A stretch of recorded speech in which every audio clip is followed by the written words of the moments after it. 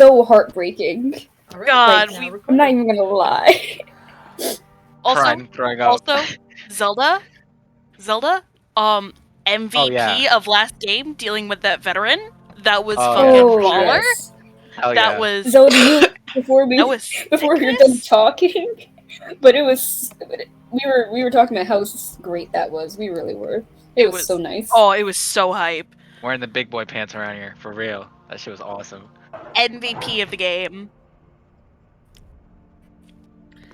I'm nervous now. Don't worry, it's fine. Everything's fine. Don't worry about it.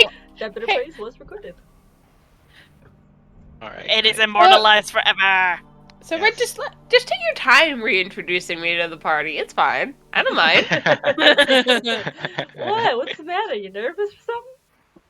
Don't worry about it, Kate. Don't worry about it, Kate. Everything's fine. Oh, everything's Everything's cool. fine. Everything's Kate. great. We're still good. solid. Anyways, Yeah. Better than ever. let me get through the session recap, please. Okay. Last session, after you all had explored the Dragon Barrow, you had come out, gathered around the fire, or the remains of your fire, along with Xanth the Centaur, when you were suddenly ambushed by a group of like bandits and bounty hunters, seemingly gunning for Marcus. You had started taking them down, leaving one veteran alive when he said something suspicious about Marcus. And among them, you found on their person a wanted poster for your warlock, detailing a list of his crimes. You cleaned up the bandits and bounty hunters, and you talked with Marcus about some of them. Some of them you're kind of joking about, murder, arson. What's that to you all? Extortion? Psh. Easy. When the veteran you had Is real. when the It's not a real veteran you crime. had saved had revealed something that wasn't written on there, something that did rock the party dynamics to the very core, left you all reeling and uncertain of your friendships as you all finished cleaning up the bandits and bounty hunters. You all rested, most of you getting a long rest. But you woke up the next morning feeling probably as uneasy as you did last night. But you have what you came for from Dragon Barrow. And with that, all the quests on the board have been completed. Oh, shit. Damn, what timing? What timing indeed. What timing, bro? So as you all get ready and get your stuff together to head back to Phandalin, you all sit with the knowledge of what happened last night, along with the knowledge of all that's left is the dragon. And whatever else is beyond, be it the Feywild or Neverwinter. Is there anything anyone would like to do before you head off?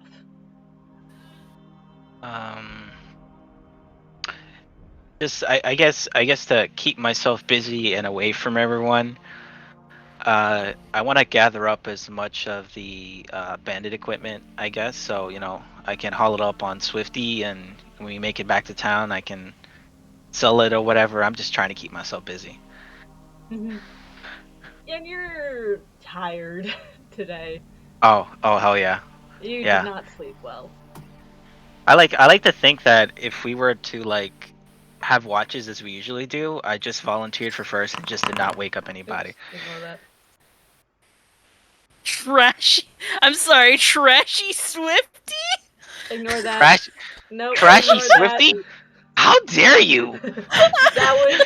That was not supposed to happen. That is my bad. That hurts more than anything from last session. I installed a new module and I forgot that it would affect these ones as well. That's so Oopsies. funny. Please I feel ignore attacked. that. Let's try this again. There we go. Okay. So yeah, I know we already separated the gold and everything into the party funds and everybody individually, so I just want to collect, the crossbows and, whatever good-looking equipment there is and haul it up on Swifty. Hmm. Yeah, a lot of it is there's the heavy crossbows from the veterans. There's daggers, scimitars, and light crossbows from the bandits and the bandit captains. Um, Most of it looks pretty worn and used. Some of it looks, they're in usable condition, but they're not like brand new, obviously. Uh, okay. So I guess the heavy crossbows would be some of the more valuable stuff on here, right? Or would it be some of the worn swords and stuff? Probably the heavy crossbows. Those are big. Those are, like much more hefty and require like more craftsmanship. They're like more Okay. mechanical based. All right. So I want to take as much as I can, but I also want to leave enough room on my horse for someone to ride along, because I know before what happened, we were talking about riding in pairs. That way, so we can increase our travel speed. Now that we have our two horses. Mm-hmm. So I guess would I have enough room if I took two crossbows and let's say three of the best swords? Yeah, I'd say that's fine. Okay. So yeah, two heavy crossbows and three of the most unworn swords, which I guess the captains would probably have. Yeah. Two cross, three swords. Okay. After that, I just want to get the dread helm and put it on. Not only because we're gonna go on the road and I don't want to be identified, but also because I just don't want anybody reading my face right now. Fair enough. Yeah, you can Put a on the bucket over my head. Bucket with glowing eyes. Yeah. I'm home. Yeah, and I'm just gonna hoist everything up on my horse and wait for everyone to be ready to go, I guess. Yeah, of course. Is there anything anyone else wants to do? Can I fucking heal Porsche? He's looking at one hit point. Wait, sorry, what was that? Porsche is like almost dead. Porsche Does he get a long rest? Yeah, Porsche rests and does get their health back. That is, that's just the fucking token from last battle. I'll put their health back. I really thought he was gonna die in that last battle. I'm gonna be honest. He came real close. Really close. He kicked in some people's faces, though. God damn, that was horrifying. Yeah, your horse has a body count. Yeah, for real, bro. God, And he's proud of it. I missed so much. Fucking Porsche went ballistic, bro. But you can check on Porsche. Porsche, after the rest, appears to be doing better. I imagine over the course of the rest, you also would have helped heal and tend to Porsche's wounds, make sure that he was all right. Yeah. How well is Marcus like hiding how exhausted he is? You tell me, Justin. I'm gonna say I'm gonna roll. Yeah, I'm gonna roll deception. That's what I'm gonna do. And see how that goes. So 6, 7, 8. 7 plus 8, 15. And what is Sedge's passive insight?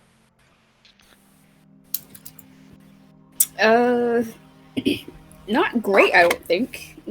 Let me check. It's a 12. I'm gonna like check him though. Like Okay. that was some heavy shit. I'm honestly gonna be like. Okay, yeah, make an insight check then. I got a 12. I mean, whether he's tired or whether it's everything from yesterday, he's not interacting with any of you. He puts his helmet on and he's like keeping his distance. That's at least what you can see. Damn.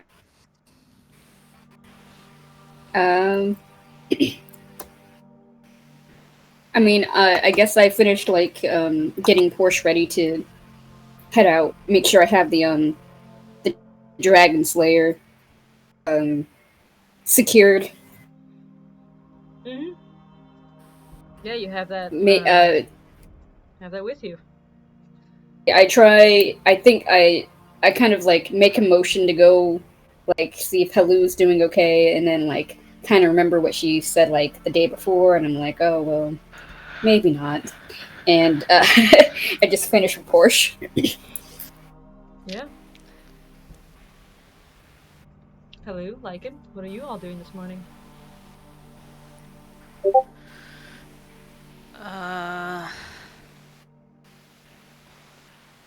Hello's just kind of staring off into space and is keeping her distance. Like she's helped like clean up camp and stuff, and sort of the last thing usually do is pat out the fire, but the fire's been pat out for like the past 5 minutes. Yeah, that's what Helu's doing. That's how it's going for her. All right. It's been heavy for sure. Yeah. Yeah. Yeah, Mark is usually the one that's like, all right, guys, let's head out. Let's do this. We're going this way next. But he's just like, I'm not gonna talk to anyone right now. No one wants to hear from me. So after he's done, he kind of goes up on the horse and I guess he waits to see if anybody's gonna ride with him or not, because we did talk about going into pairs, but he doesn't want to be the person who puts things into motion right now. Mm-hmm. Because he's scared he's going to open his mouth and someone's going to be like, let me tell you something real quick.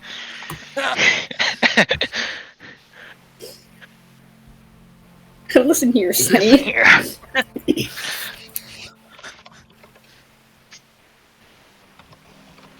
Yeah. It's a weird sort of tension between Helu and Marcus, and between the rest of the party. And Sedge, you're sort of caught in the middle, feeling that kinship with Helu, but also the connection with Marcus. They're kind of pulled in between, and Lycan, whatever Lycan's doing there, you don't really know them a whole lot very well. What is Lycan doing if Delta's back? Lycan probably would just be getting her own stuff ready and watching the group, and going after them. Like it's already been yelled at a couple times since joining, so like, she's not getting in on this. Valid. Valid.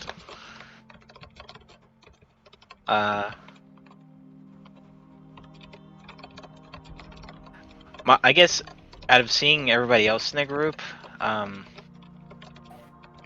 Marcus is just gonna look at Lycan with his dread helm and not really say anything, but like nod over towards the back of his horse, being like, "Hey, I got room for one right here."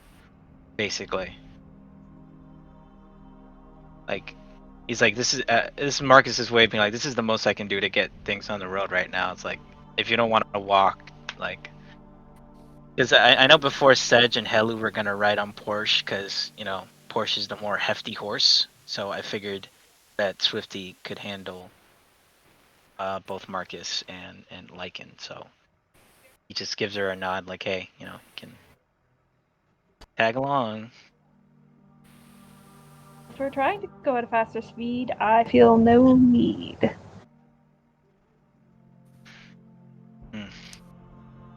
Well, Blossom could be waiting on us back home, and don't really mean home, and Phandalin.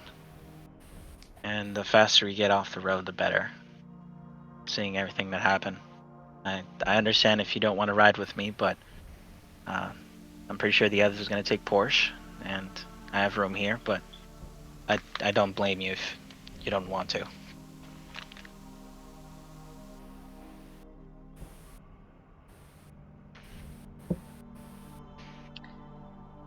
You all get your stuff. Sorry, Zella, were you gonna say something? Nope, just like slow blinks and waits until someone says if we're gonna go fast or not. If we're not going fast, I'm not getting on the horse.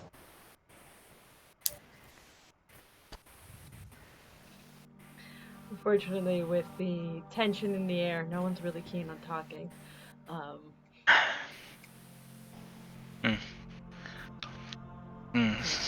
You will pack your stuff up together, and led only by your obligation to return to a friend back in Vandalin, you head out, off away from Dragonbarrow and back onto the road to Neverwinter. It is how long did I say it was a journey from Dragonbarrow to Vandalin? A few days? I feel like it was a day and a half. Like we went a day, we rested, and then by the end of the second day, we made it over to Icespire. Yeah. 2 days? About? Okay, 1 hex is 5 miles. Sorry. How fast can a horse go? Well, the speed of the horse doesn't terribly matter if there are people walking, is the thing. Yeah, that's why it would have to be Sedge and Helu to ride on Porsche, and then if Lycan wanted to, she could ride on Marcus. But if you both are walking, then we're only going as fast as a walking speed. Yeah, it's about and you travel about 24 miles a day on base speed. So, it's about 2 days from where you are to Vandalin.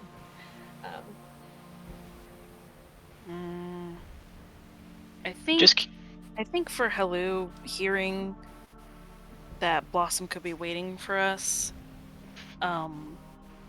sort of shakes her out of it a little bit, and she'll kind of quietly walk over to Porsche. I don't think she knows how to drive a horse. Drive a horse. To steer a horse. Save a horse, ride a cowboy. I think Sedge would be the one to do that. Yeah. Exactly. The good news is that Porsche is also a sentient horse. Can theoretically steer technically, I don't even have to like steer a horse. Yeah. Steer Porsche. It's more like for Damn. simplicity's sake. It's like don't want to just be like waving my hands around out on the reins and people think my horse will be out of control. But Sedge will see you approach and he's gonna look down and says, do you need help getting on Porsche here? No. I'm fine. And I'll get on the back, like leaving the saddle for Sedge, because Porsche's his horse. Upon seeing Helu jump on the back of the horse, Marcus is going to turn back to Lycan and basically be like, I guess that's your answer.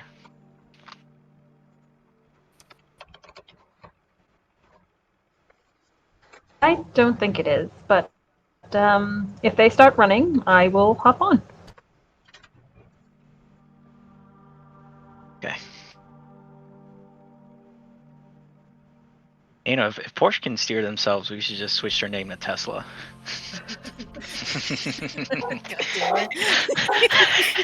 No, because Porsche is like a joke because of a song. And Tesla isn't? Yeah. No. It's literally based off of a song, okay? Because of a song. The name. Okay, all right. I think Sedge doesn't like hear the interaction. I don't think Sedge hears the interaction, but it's kind of like looking over, and once he gets onto Porsche,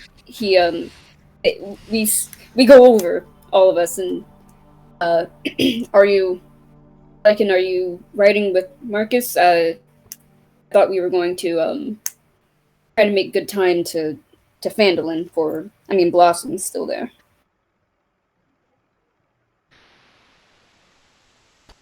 Very well. And I don't need to mount. I just appear to have that ability because, I fly. It's not as Damn, awkward. Just showing up on everybody. The flutter up onto peasantry that has to climb up.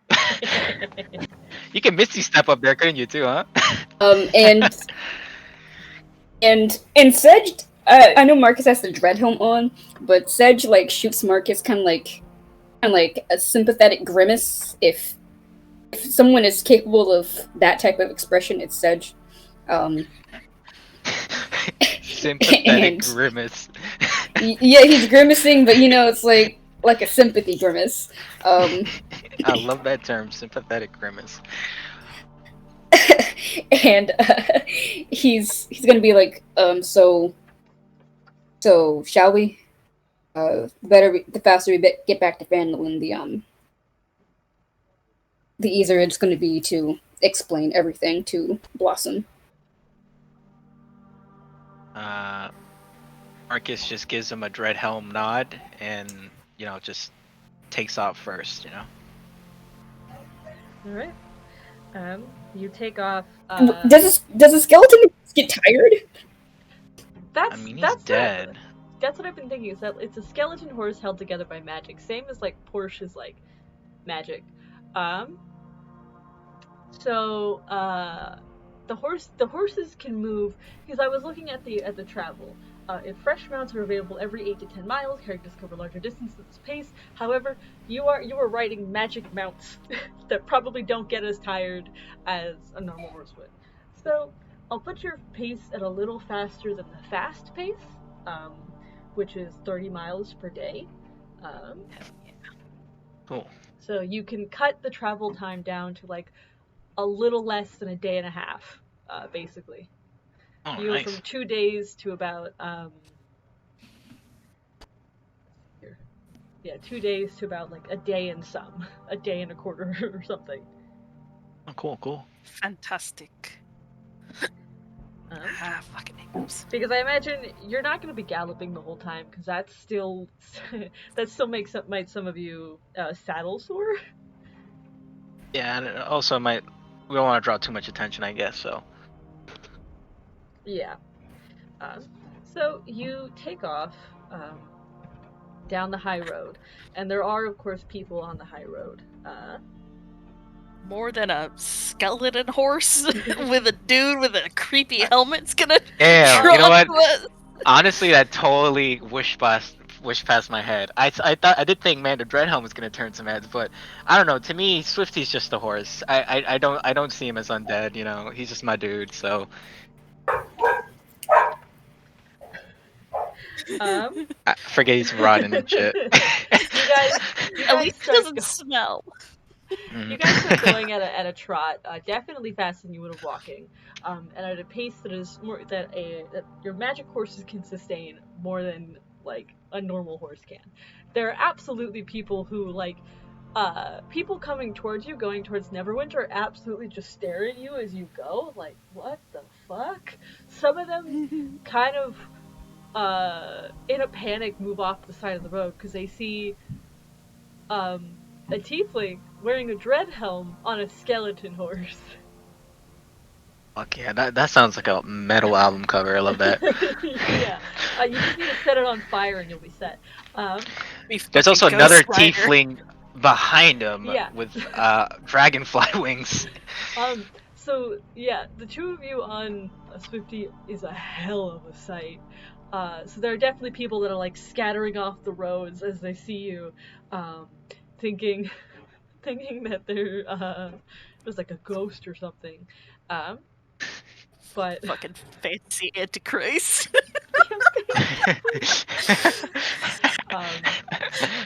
You travel.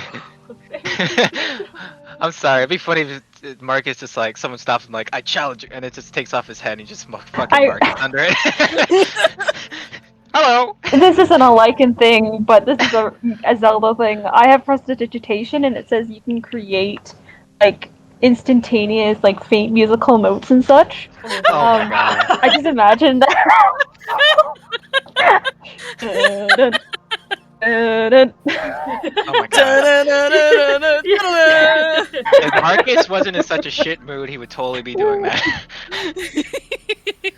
You add a little ambiance, and you essentially leave the people of this road with a goddamn ghost cryptid sighting. And I can make it smell like sulfur. Yeah. I like that. My new cologne. And you can have 3 of those instantaneous, non-instantaneous effects. Yeah, I know, and I'm thinking about the last one and being like when the horse steps, like leaving behind like dirtier ground, like super dirty. Looks kind of like they burnt the ground when they were walking. That's Interesting. That is incredible. Bones, We're gonna teach some of the exactly, grandkids about exactly this. that. For the hell of it, I want one of you to roll like either a performance or intimidation check with advantage. Can I actually got +8 to intimidation, so can I go for it? Since I'm the writer. Yeah, Alright, cool. go. Yeah, Wait, make it. is that cool with you, Lycan, or do you want to roll it? Because you're the one making all the effects and stuff. I have a +5. Go off. Oh, okay, alright. Just making sure. Alright, I got advantage. I'm not trained in either of those things. First one is that. Alright. I should be eventually. Thanks for that advantage, because that first roll was a 4, but the second one was a 14. So with my plushes, that's gonna be a 22 in intimidation. Yeah. You're like in the back of your mind, you're pretty sure you just left these people with a hell of a story. And you also might have just scared the shit out of some of them. Literally.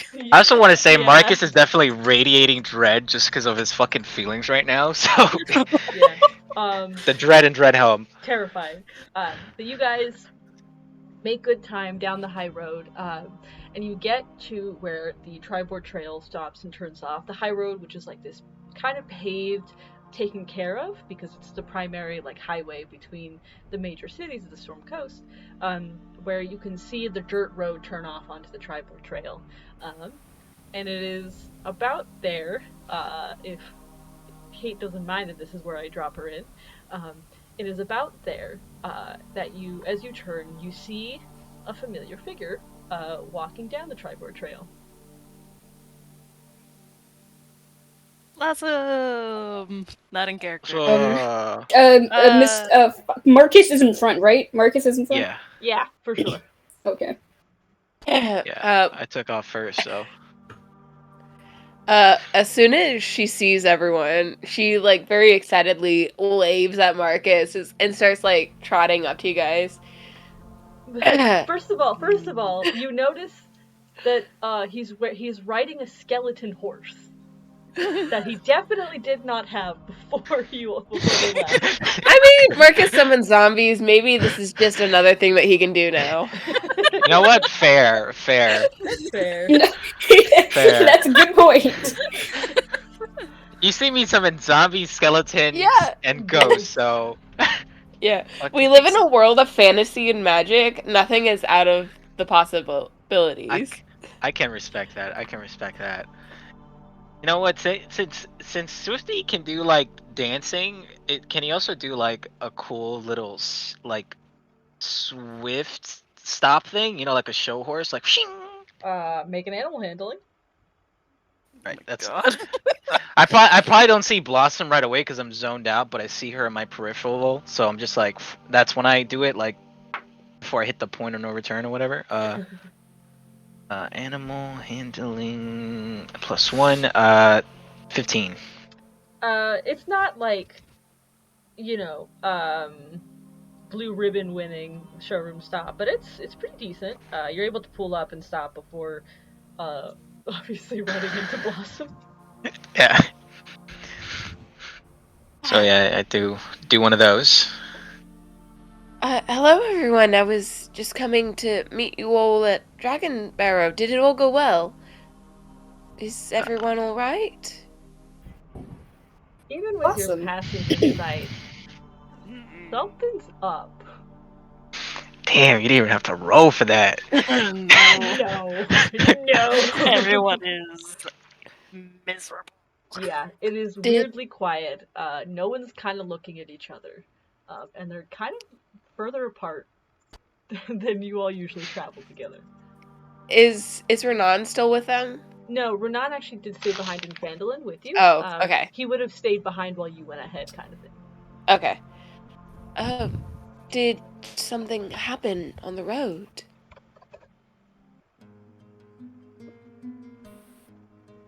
You could say that. I very pointedly look at Marcus, say nothing. Damn. Marcus? Yeah. I think things went alright. We were able to get Sedge's sword. How were things with people of Phandalin? Well, everyone's either in the manor or they're down at Axholm. Everyone's safe, but clustered together. It's very uncomfortable. Okay. They probably weren't very happy about that. No, but it was all worked out reasonably. Falcon finding it alright? He went up with you, didn't he? Yes, he was a great help over in Axholm. I kind of stayed in town and organized the party under the manor. How rude of me. This is Swifty. Make Swifty do a little dance. Hello, He does a Swifty. little trot in place. I'm just gonna, as I'm like kind of reaching out to pet Swifty, I'm just gonna eye Sedge behind them, behind Marcus. Sedge kind of gives you like a crestfallen look and like sighs and shakes his head and doesn't really meet your eye too much. Well, I'm assuming you'd all like a place to rest, and I think we can make it back to town before nightfall. Yeah, that would be great. Last night was a bit of some rough sleep, and I could use a bed right now. All right. Let's see here.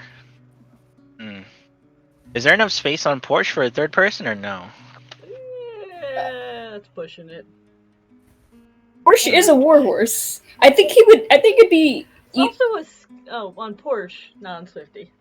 Yeah, definitely Porsche. I wasn't saying Swifty. Swifty, he's at max capacity right now. The other thing though is that you've got Halu, who is big, and Sedge, who is big. Yeah. Okay. Marcus definitely gets off the horse and offers a hand to Blossom so she could ride up on it. You know, he's just you would prefer to walk right now, basically. And he's like, yeah, we can head on over. It seems like you've been walking for a while, so. Please. No, not as long as you have. I don't mind, really. Either way, I would feel really bad if you're the only one walking. So. Well, I won't be the only one walking. I'll be walking with you. It's all right, Marcus. Okay, I guess so. I'm gonna walk for a while. Then you can take the reins, Lycan. All right. And I'll wait till Marcus gets ahead and then start walking Swifty. And you can move on to the saddle and in the driver's seat. Which is probably more comfortable. How much? Is there any padding where it was? Oh, her butt. Bareback. There's the rotten. I think he came with a rotten old saddle, so I definitely need to buy him a new saddle as soon as I can. He wasn't comfortable for either of you to ride on. We need to Porsche, on the other hand, we need to make a pillow of polyfill and strap it down and put the saddle on top of it. See, I wish we had Swifty around the Gorthog time, because maybe we could have made him a saddle out of Gorthog's hide. That would have been fucking sweet, but I'm gonna need to get a. Oh, that's right. I stop in before I can get ahead. I stop in the middle of the road and I open up my pack more or less, and I take out Blossom's or cape basically. I'm like, oh, Blossom, before I forget, this is for you.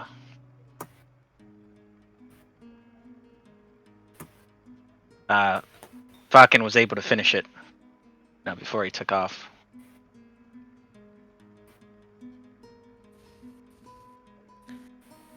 Kate, you're muted. I just quietly nod and accept it, and then start putting it on and take hold of the reins again. That's warm. I mean, it's a boar's hide. It's warm as hell. Nice. Yeah. It's like a hug. I could use a hug. Marcus starts walking.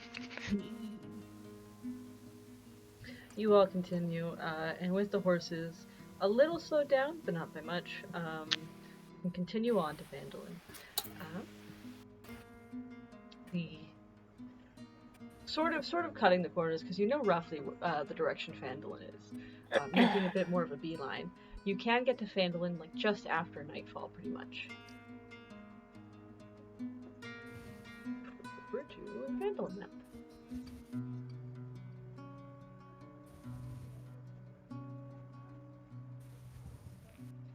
You ride into town.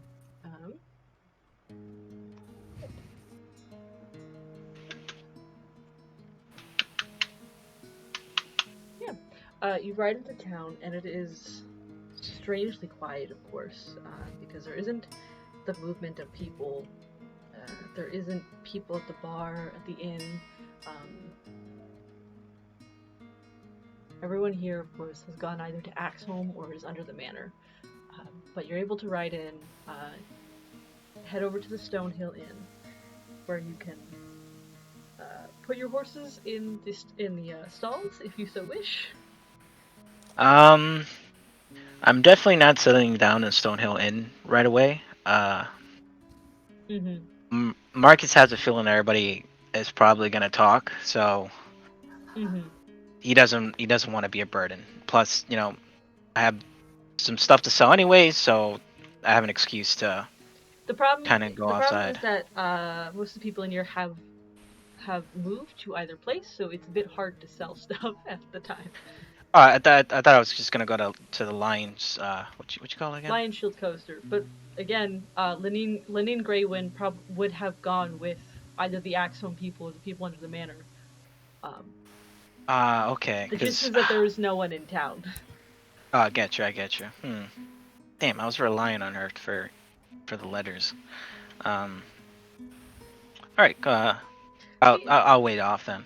Theoretically, you could either check in to see if the letters are there or if at Lion Shield. Yeah, you could see. All right, so yeah, the letters got dropped off or something. Yeah, I'll do that then, because either way, he's like, I'm gonna sell this, but he isn't in the right train of mind to be like, oh, she ain't gonna be there anyway, so I'm just gonna go to Lion Shield. And definitely on the way out, he stops by Blossom, just at the door, and he says,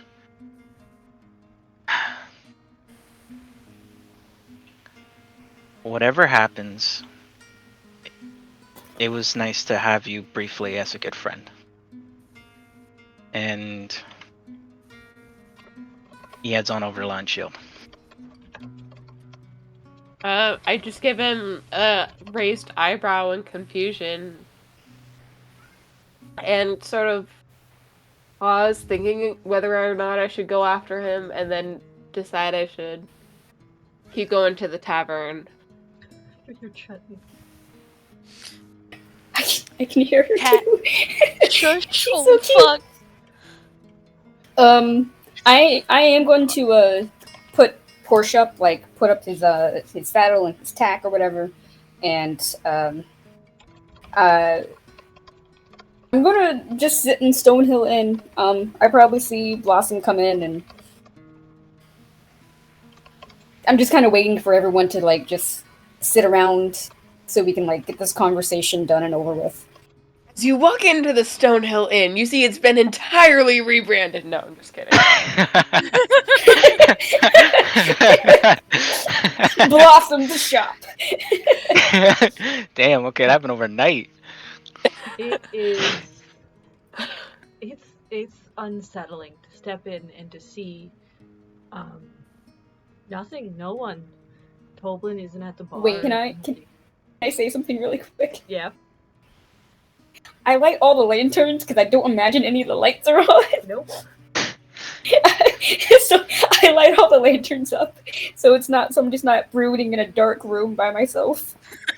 Bruh, this is some book symbolism type shit. For real, like how after what happened, this whole fucking town's is empty. Just like us. Damn. Like our friendship. Yay! Yeah.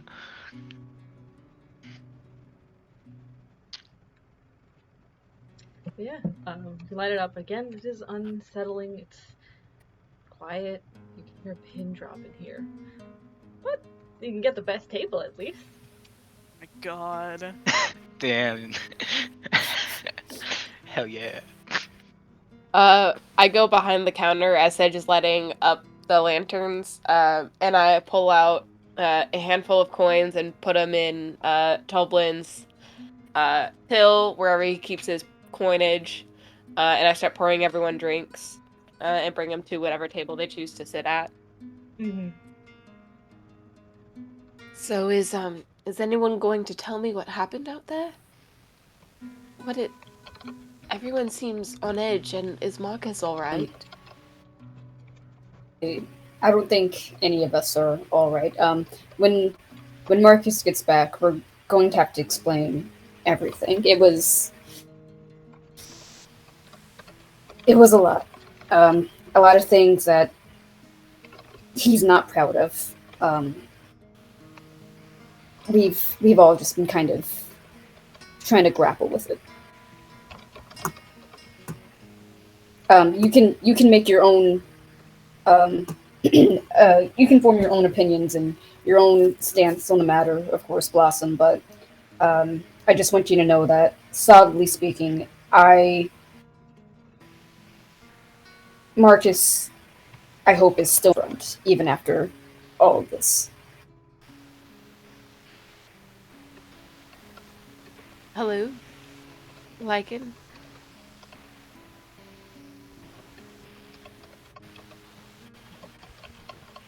What about you? I don't know.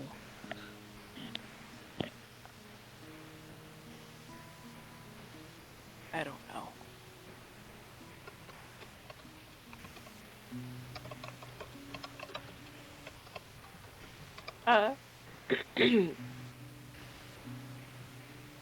I think I'm gonna actually get up instead of waiting for Marcus, because Blossom hasn't seen anyone of the party in like 3 days and is getting very impatient. So she's just gonna stand up and go talk to Marcus herself at the Lion Shield coaster. Just confront him head on. Yeah, alright. Leaving the party to their heavy silence, you head over to Lion Shield Coaster, where Marcus, you are there. You drop off the stuff, the weapons. You figured that when Greywind's back, you can make the exchange. Mm-hmm. But until then, this will have to do. Yeah, put it in a Dropbox or whatever. Mm-hmm. Yeah.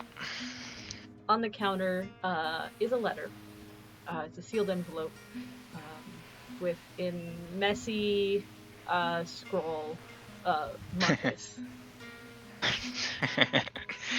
Oh man, I miss you, kid. But beside it is a note from nicer handwriting that says, "This arrived for you just before we went off. Postage is covered." All right. I definitely flip around the note and just briefly write, Thank you. Thank you for this speedy delivery. Left some things that you might like in your Dropbox. Pay me later if you wish. And sign Marcus Blackblood, Warlock of the Stars. And I'm just gonna go sit on the, guess, a little porch area and open up this scroll. See if I can even read it. It's readable. It's the handwriting's gotten better, like since the last time you saw it. Nice. That makes Marcus a little happier. I think There- for the first time all day he smiles a little bit. There are a few letters here and there that are crossed out and like rewritten because it looks like he might have misspelled them. Damn it! You could have just wrote it again. Well, it's that he's crossed out and then right next to it is the same word but spelled right. No, I understand. I understand what you mean. I'm just saying, like, you could have drafted this and then wrote it, but It's not either often way. enough. The thing is that it's not often enough on the paper that would have justified rewriting. It's like here and there. Ah, okay. All right. I'll let it slide. Share with you a link.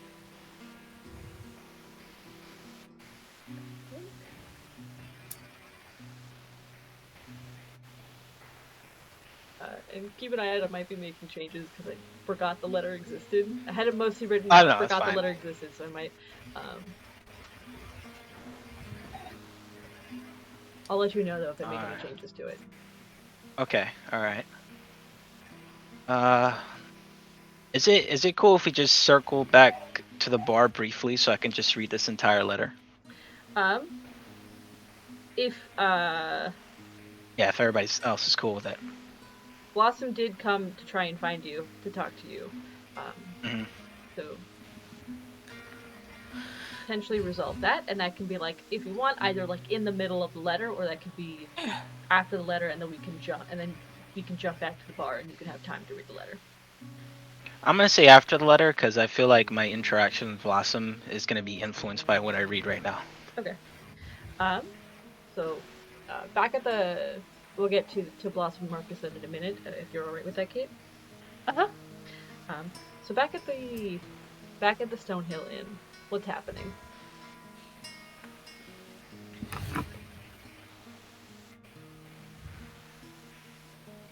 Brooding hours.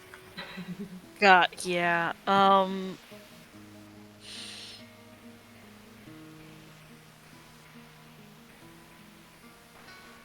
You can see out the front windows the spikes of ice in the town square, of ice and rime from where the dragon came by.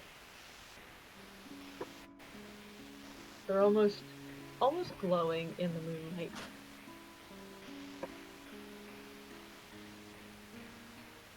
Sedge.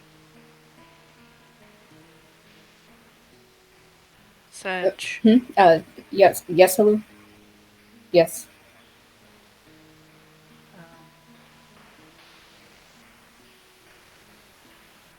Do you know about the fortress in the mountains? Do you have an idea of where that could be?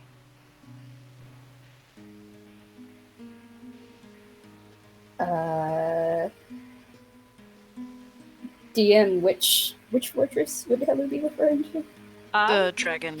This happened a while back. Yeah, this happened a while back when you were at the Shrine of Sabras. You touched the altar, which then gave each of you a vision of a fortress in the mountains covered in a blizzard.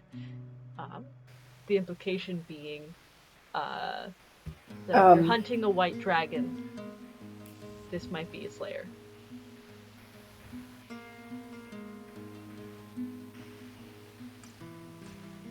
His map, and takes a while to unfurl it. And he says, well, I can't imagine that it's not somewhere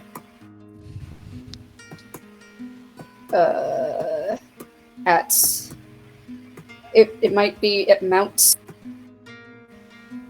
how do you pronounce that? Hotanau? Hotanau. I don't really know, actually. Hotanau. It might be at Mount Hotanau. it's the only mountain that I could think could be close enough. And I mean, it it's the best lead I think that we have at the moment. But who can say for certain? Quick question. We have seen the dragon like flying around. Has it ever flown in that direction? In the direction of Mount Hotno? Actually, make yeah. Like, make a history check. Okay. I think I'm decent at history. I don't remember. I think I have like a +7 or something. That's a nat 20. Okay. Plus whatever. All right. For a total of. I'm just gonna print out my character sheet for Sedge because this is getting ridiculous. Why doesn't D&D Beyond load? Rip my guy. I can also look at Sedge's thing. Oh my god. Yeah, the one in Foundry. I'm just gonna do that. That one's up. Probably not updated. I'll look at it. Your history bonus is actually +4. So that is a natural 20 for 24. On a natural 20, total of that, a few things you remember, which is that Hotanau is actually a volcano. That did actually go off a couple decades ago, which was responsible for Neverwinter still feeling the effects of it. In fact, Father Augustus would have been helping people still sort of feeling the effects of it. What you remember from the vision is that... I'm gonna pull up the text of that vision really quickly so I can give you a bit more of an accurate thing.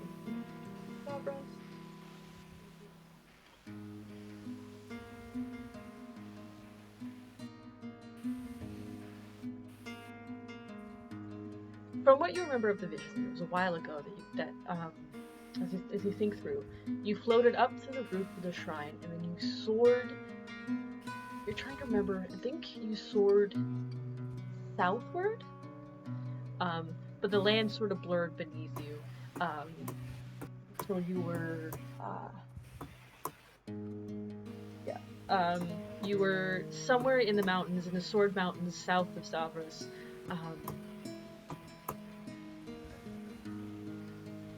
You didn't see exactly where, but that's what you can best remember from the vision.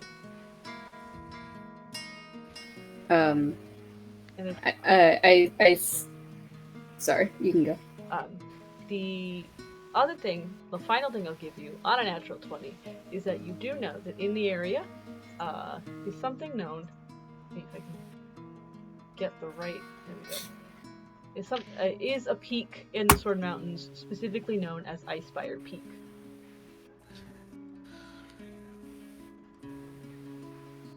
I see. I wonder where it could be now. I think it might be in that vicinity, but it might not be exactly at the peak. You never know. I think Sedge is in like the middle of saying maybe like Mount now, and he's like, hold on, wait. You remember that vision, right, Hello? It was somewhere. It might be somewhere in the Sword Mountains. There is a certain mountaintop that stands out in particularly, but I just don't know for certain. I guess the best thing that we'd have to do is go there and traverse the Sword Mountains ourselves to find it properly. But I think that vision we got those couple of weeks ago at the Shrine of Savras is our best and only lead. It's better than nothing. It's certainly better than finding the dragon again and then tracking it down somehow. Yeah.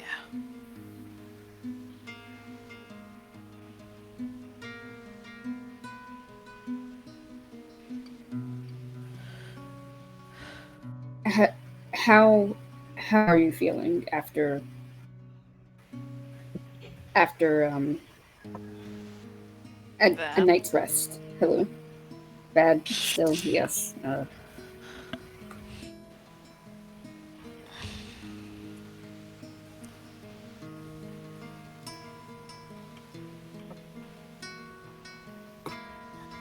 just... Never mind.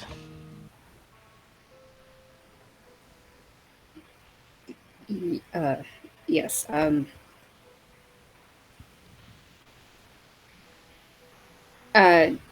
I hope you don't mind, but there is something that I'm gonna start writing a letter.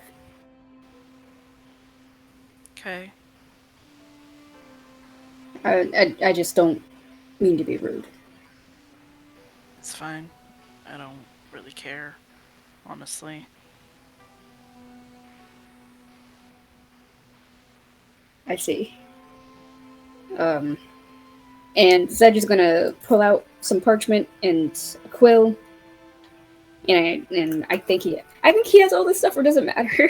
Can I just say he has these things? Yeah. Yeah, he pulls out parchment, some ink, a quill, and Not like starts expensive ink, but yeah. starts writing. It's the only thing he could think to do, especially since Hello is not up for talking, and he's not sure if he wants to really be speaking with Lycan at the moment.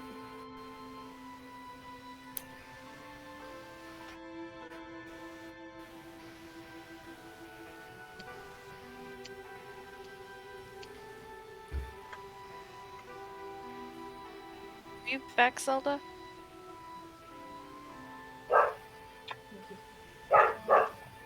Yes. Okay. Just wanted to make sure. Hello would probably wait for Sedge to get engrossed Blossom was like, "Hey guys, what's going on?" in And they're like, in his writing before shooting glances at Lycan and just very quietly. It does not take long. It does not take long. You have a lot to say. I am writing furiously at some point. Like I start, like it kind of takes a while, like a few stops and starts, and then you just kind of see like Sedge going all in. It's like, he's gone. Now I can speak. Hello very quietly, really only for Lycan to hear. I'm sorry for yelling and for hitting you. I should have been more in control, and I wasn't.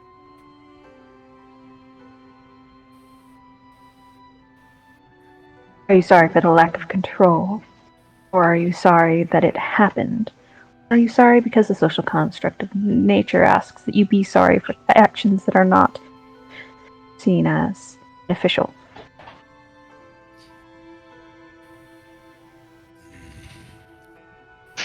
All of them? I guess I don't know.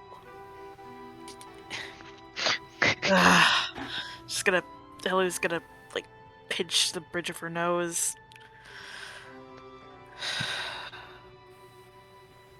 And do you feel sorry, or are you saying sorry because you are obligated by society I'm to saying apologize? sorry because I actually am sorry, because I shouldn't have hit you. Shouldn't have. Right.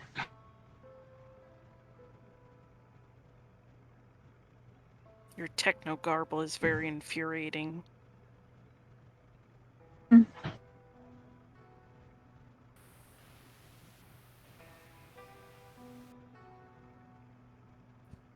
So, where did you send that dude off with Xanth? Wait, hold on. Was that Oh. actual? home? Do you let him go back to Neverwinter? Does it matter where he went? A little bit. If he's back in Neverwinter, he can get more people. He can come after us again. He could succeed in killing any of us, and by extension you, because you were there. Yes, and honestly, anyone can do the same thing. Does one difference to one man make? A lot of difference.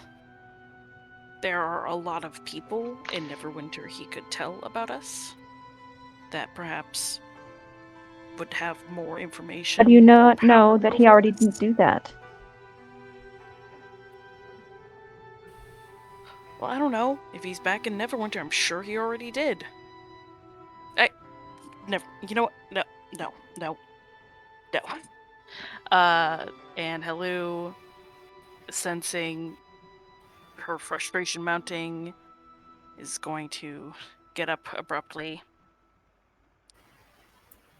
I am sorry, again, for hitting you and letting my anger get the best of me.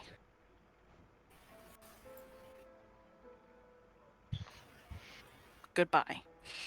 Very well. And she is going to walk off and angrily go through some forms with her glaive.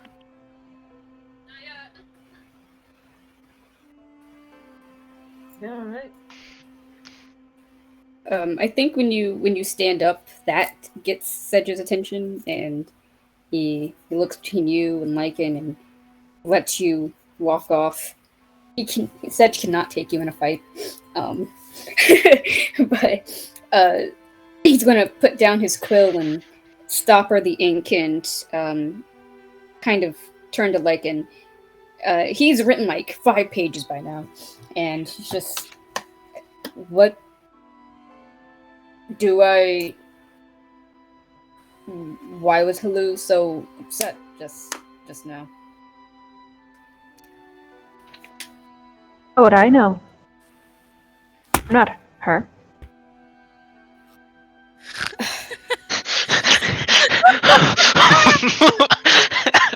Sedge is going to Sedge is going to just really, really quickly just bang his fist on the table and rattle all the drinks and everything. She's like, I'm getting sick and tired. And he's gonna also stand up and take like his parchment and his everything that he was doing and just move straight across the room and not even say maybe anything have else to you. some tea.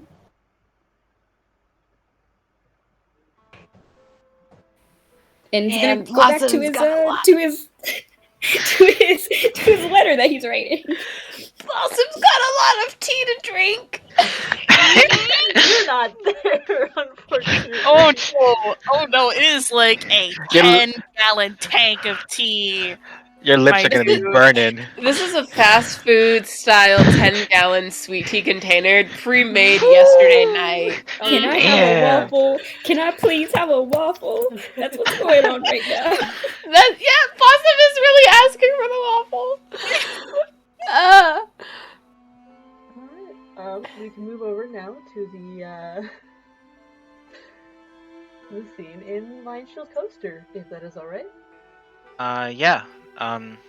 So Marcus, he sits down at his bottom on the porch because he wants to read this letter as soon as he can, and he doesn't necessarily want to go back to the tavern right away. I guess in his mind, he's like, everybody's on edge because of me. They're about to tell Blossom what happened, and that's gonna be another person in the tag team, I guess. So I'm just gonna wait for that storm to ride out before I go back, so I don't plug myself in there or like somebody gets heated and wants to swing at me or some shit. I don't know. So Marcus definitely sits down.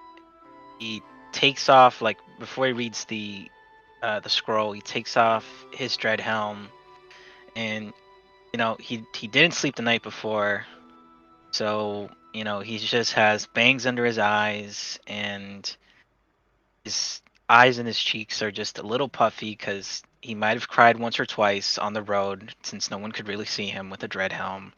Um, and he just plops the helm next to him, uh, slits back his hair a little bit, and he starts to read the letter, with anticipation, and he laughs a little bit. He traces he traces over the words that have been crossed out and rewritten, and all the grammatical mistakes, and he just he smiles a little bit for the first time, for the past 2 days, and for the first time in those past 2 days he feels a little less alone, I guess. And he just sits there rereading everything, taking in all the information, and just like really taking in the essence of this person. And honestly, it's a really beautiful thing when you read something written by someone else, and you can like feel the other person on the other end. And that's what Marcus is feeling. Of course. It's a moment of as like, he bless your past as you're reading this letter. Hmm. I think as he finishes the letter and looks up, Blossom is just standing there in the roadway, waiting for him to finish. Just looking at him. I mean, how long are you waiting? Because, like I said, Marcus is reading this over and over again. I think just a few minutes. I don't think she would have said something if she was waiting super long. All right, so I mean, if it's only a few minutes, Marcus definitely like reads it over a couple times, and before the next time he's gonna read it over again, he's probably been like looking up over towards the tavern and be like, "Oh, is anybody outside? Is anybody looking at me?" And then he locks eyes with Blossom, and at this point, he's probably like, "Oh, they've probably already told her," and he just kind of waves and goes back to reading again. She smiles at him and then like a sad smile, and then goes to sit next to him on the porch.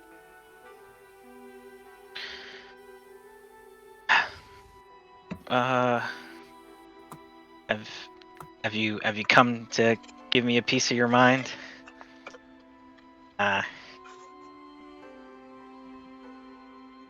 Well, to be honest, I thought I would like to hear your side of the story first. The Oh, others in the tavern aren't very chatty right now. oh, So oh! I'm surprised. I thought they would have told you. I got the feeling that they thought I should hear it from the source myself and develop my own opinion. So here I am. Huh? That's surprising. I really thought they were just gonna tell you the moment they saw you. To be honest. Uh. Uh. Are,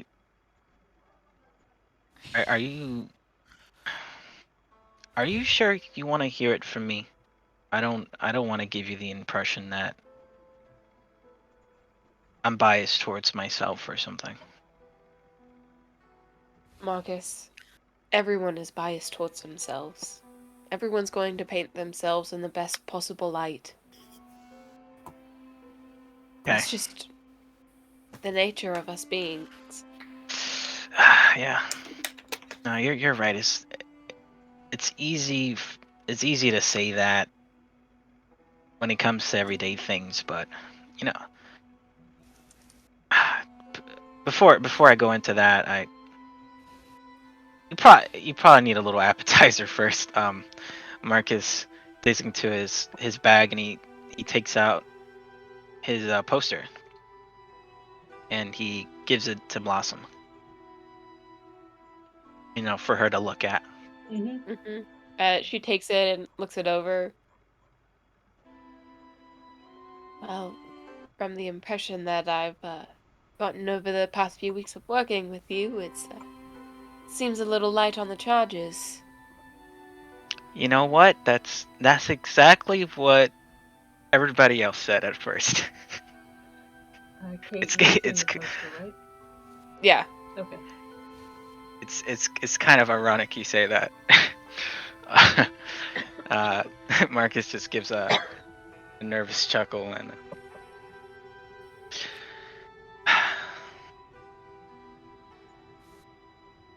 it doesn't say everything.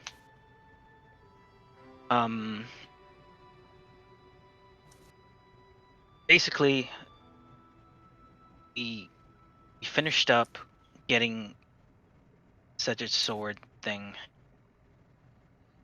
We went outside.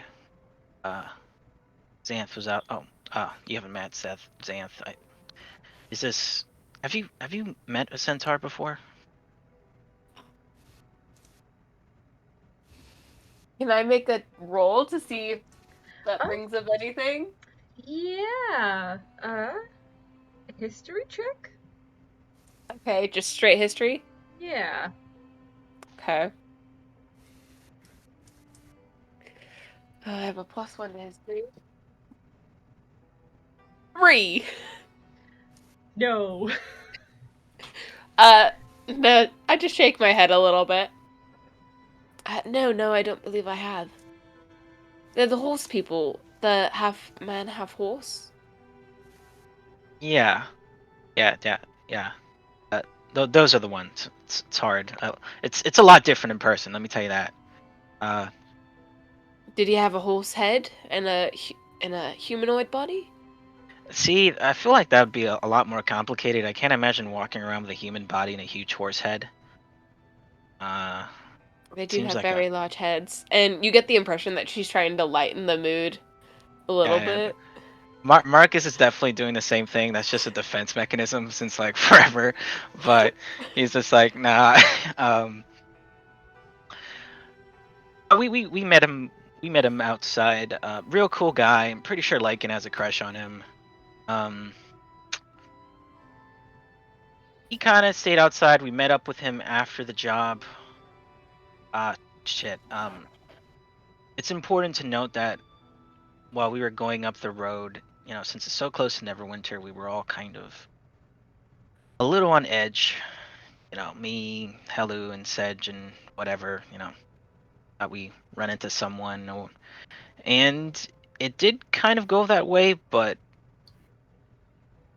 it's it seemed entirely focused on me. And we were riding up there, and it isn't the kind of thing where you're like, oh, someone recognizes you, and it's just like, oh, there's so and so. Everybody was very disgusted to see me. uh, but that's besides the point. Basically, among those crowd of people, there were two rough-looking dudes. The bandit type. They saw me, looked at that post that you're holding there, went about their day. So we didn't think much of it at the time. We knew that it was probably going to cause some problems down the line. But we went along to the barrow, got our job done, met Xanth outside, and that problem became a problem. Before there were two.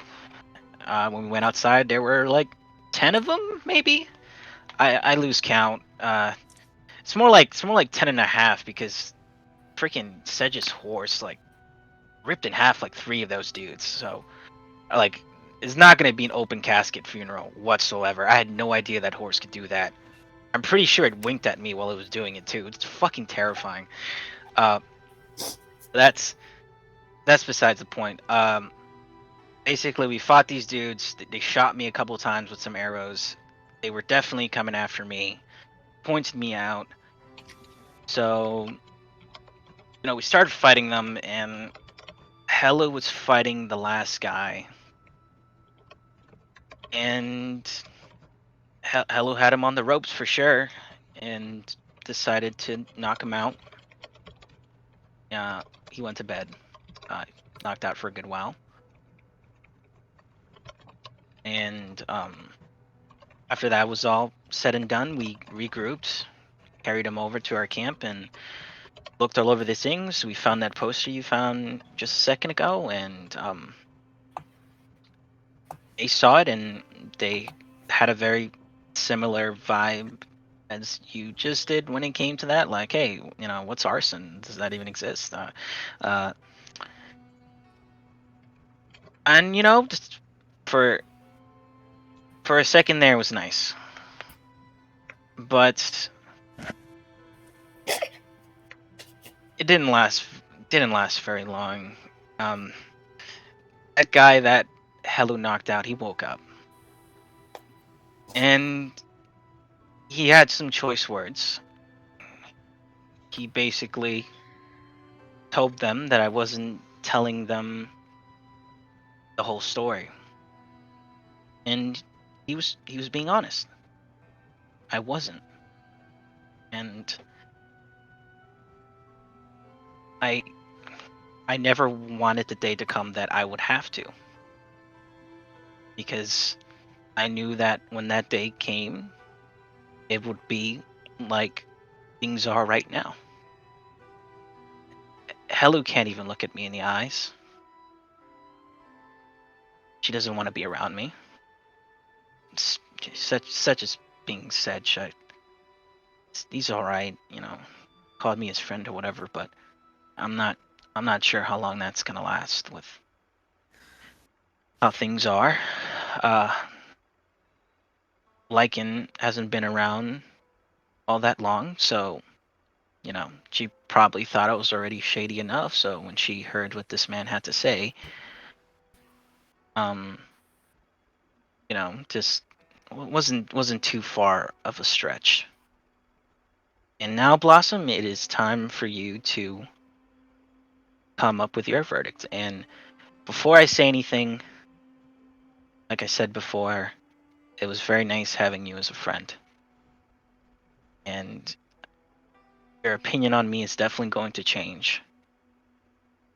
But I promise you that what is being said about me isn't entirely the whole story. Yes, I'm involved in it. And yes, it's a terrible thing. But I wasn't doing it to do it, and I didn't know.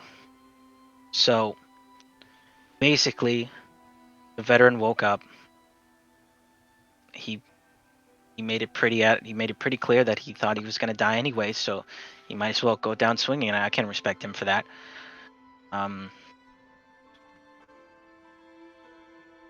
No one believed what he said at first, but it is true. He basically told them that I wasn't telling them that I sold kids.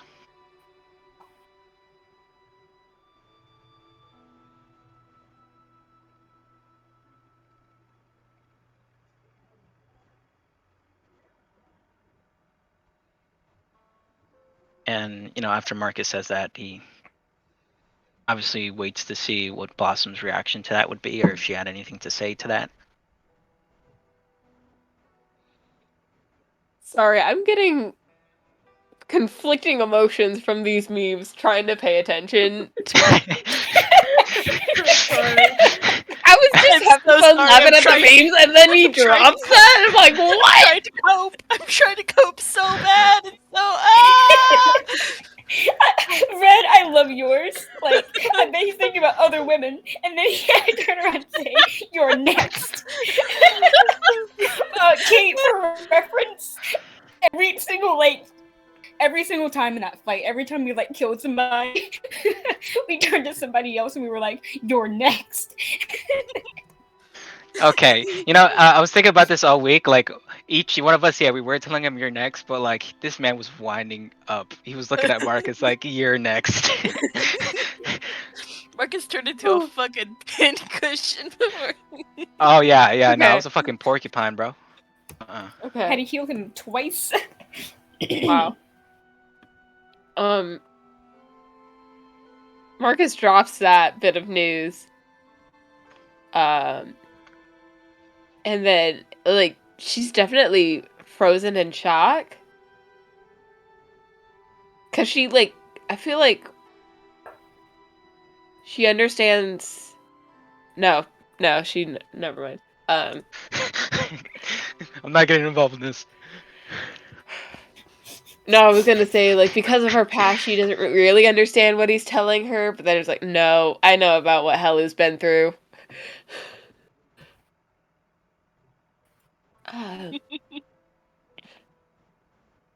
Now, let me start off by saying that everything in that poster I have done.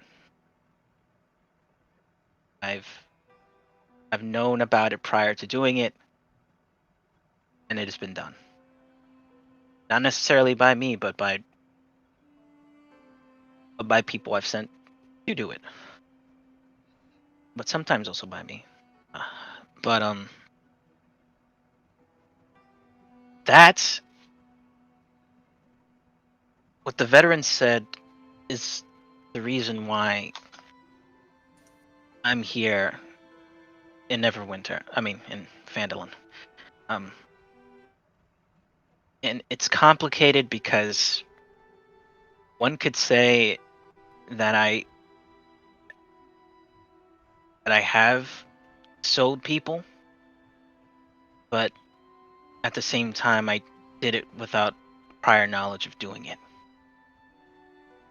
The best way I can explain it is if you were a messenger, right? And someone gave you a package. And your only job was to deliver that package from point A to point B. But you never opened that package any time along the way. And you did that for years. But then one day you decide to open up the package and it's not letters or items or anything of the sorts. It's something as horrid as this. Basically, back in Neverwinter, I worked for someone. I worked for a shipping company, more like it, and I cut a lot of corners because it was asked of me. And you know what? I was really damn good at doing it, and I got a lot of stuff done. And most of the stuff on that poster, and it made the shipping company a lot of money, and it made me a lot of money, and well, it wasn't really about the money. Is they had something I wanted, and in order to maintain that, I kept this going. I was a smuggler for a good while before I worked for this company, and again, I was pretty good at doing it. I had a mentor, and we worked together for a long while. And circumstances changed, and I started working for these people. Well, more like the singular person, and I did all those things with my knowledge. But one day, I overheard that there was a shipment being sent out that I wasn't aware of. Now, I'm not necessarily the one that handles the day-to-day shipments, but it does irk me a little bit when I don't know what's going on, and it smelled fishy, and it reeked, and I decided to look into it. I thought maybe somebody was cutting corners on us, maybe some workers trying to skim something off the side, and I just wanted to make sure everything was cool. I showed up to the site, there was a little pushback, but I was well known and didn't know to really cross me, so they let me see what was inside the cargo. And it wasn't only children. It was mothers and just all sorts of people. And God, do you remember that main hallway with all those dead ghouls?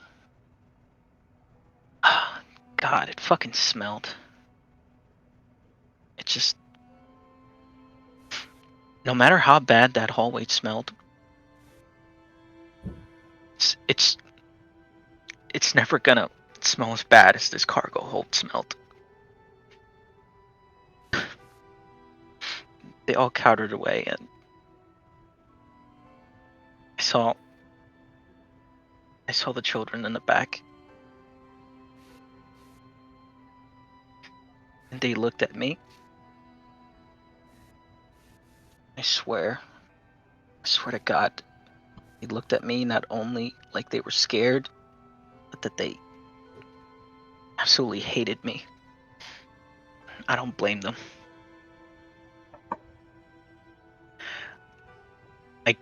I closed the cargo hold. I dismissed the workers for the day. And I made arrangements for those people to be moved somewhere safe. I did a little digging, and now that I knew where to look, I could see that maybe since I started working for this person that I was helping them move these people. I don't know how many. I can't tell you a specific number. But it must have been going on for a long time. And I might have been cool with the arson and the embezzlement and the occasional kidnapping, but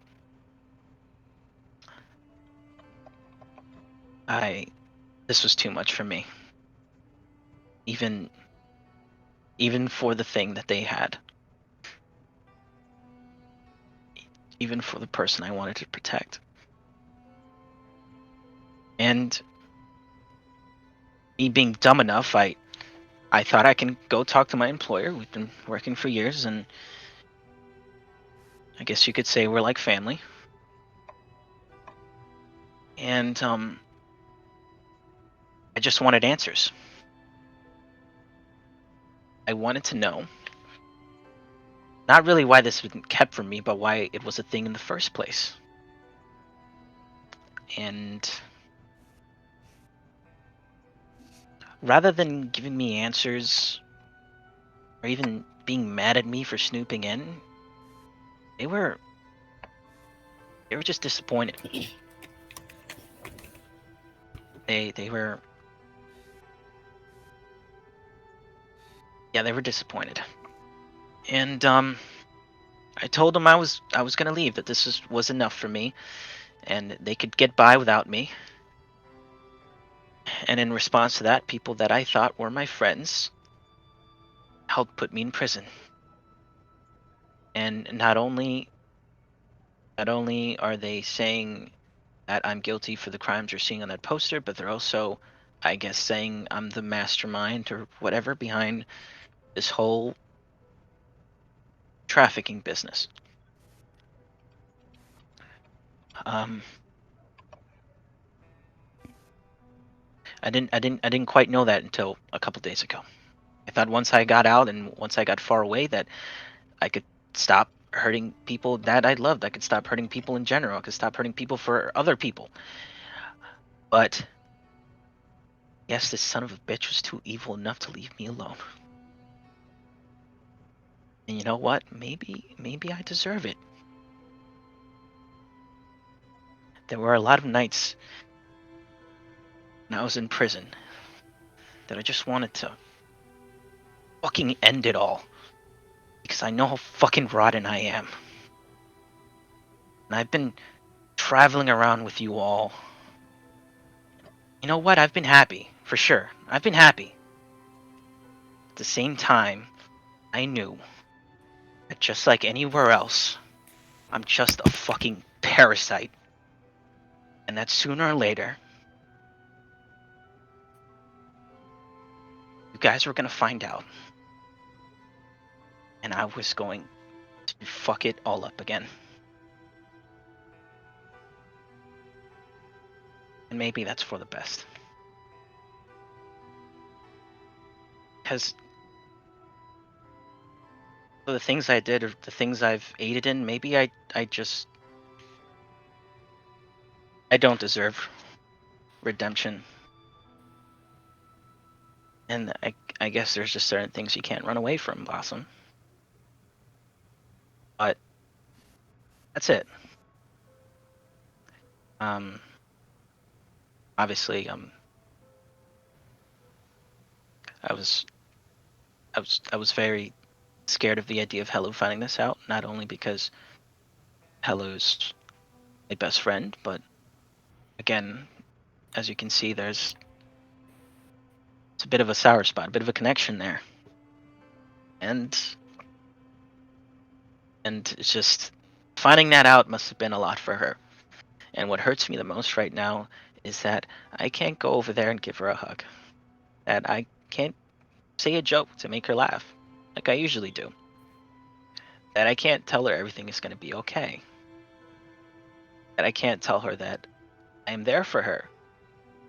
And that everything's going to be alright as long as we're together and we're going to figure this all out, because for the first time, I'm the problem here. And it seems like the only way that things are going to get better is if I were dead. So yeah. That's it, Blossom. And I understand if you don't want to talk to me, or you don't want nothing to do with me. But if there is one favor you can do for me, if I have any favors left, is that you just make sure Hello's okay. I just want her to be alright. I know I fucked up. I never intended for any of this to happen. And I'm not sure I can fix anything. But no, if I'm the problem, I can't necessarily be the solution. So no, just make sure she's all right. Yeah, that's it.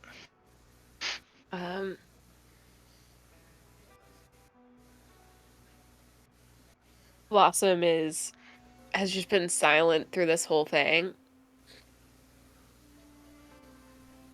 And then she stands up, faces Marcus, waits for him to stand up too. And then she goes to smack him across the cheek. Damn. Just seeing if I hit. That's a natural 20. Sorry. Oh, Just the rawest backhand. Oh, freaking lately. And then she pulls him into a hug. Oh. Oh man. Getting emotional tonight, lads. I'm crying. Marcus. All right, I'm gonna roll the dice real quick. Oh no, I felt that. Marcus, like, confused for a second, rubs his cheek, feeling that natural 20. And he very weakly wraps his arms around Blossom and just starts to cry.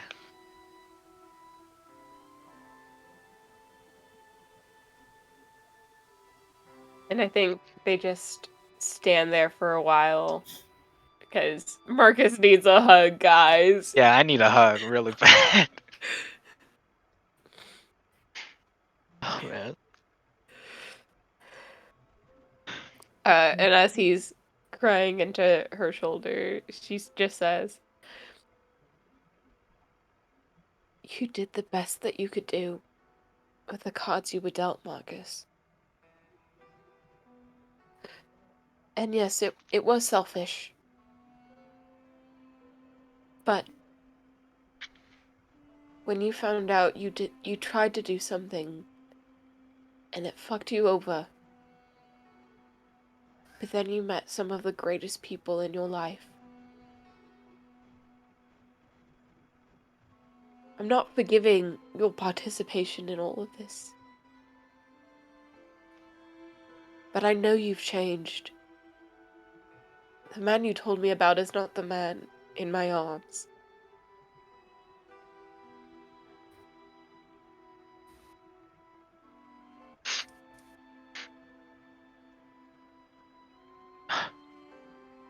I'm not. Thank you for that, Blossom, but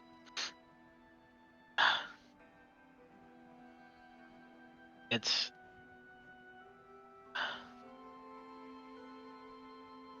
the possibility of being someone different does sound nice, but at the same time, I just can't bear to see what I've done to everyone. Again, especially to Helu. That's what's really killing me right now. Some of the things she said. I couldn't even sleep last night.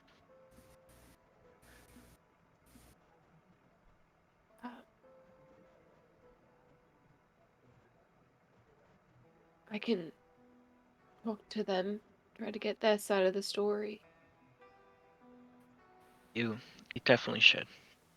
It's like you said. No, we're people biased towards ourselves. But just say this now. Everything I've told you is the absolute truth as I know it. Just All right. I just hope everyone can get a little better, I guess. But thank you for that. Thank you for that hug. I'm sorry for my ugly crying. I move a little lock of hair out of his face. uh, um, I thought I cried myself out on the road, but it was very nice getting some warmth after these 2 days. I admit I was very frightful about what your response to all this will be, and again I understand that you can't forgive me for what I've done, but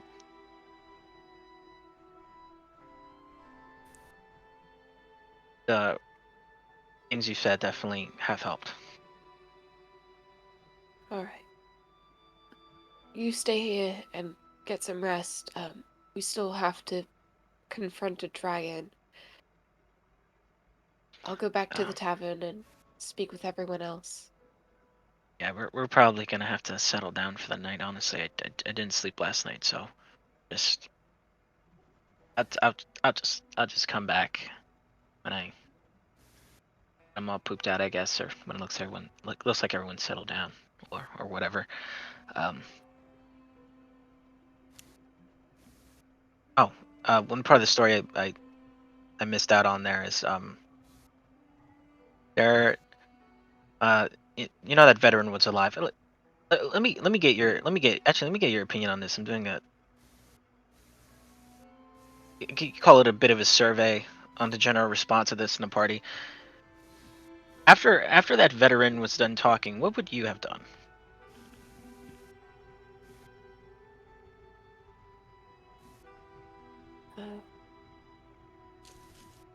It's hard to say since I wasn't there, Mm. Of course. but I think I might have been a little more patient. Mm. I mean, not. Sorry, I might have worded that wrong. I mean, like, what would you have done with the veteran after he was done talking? Oh,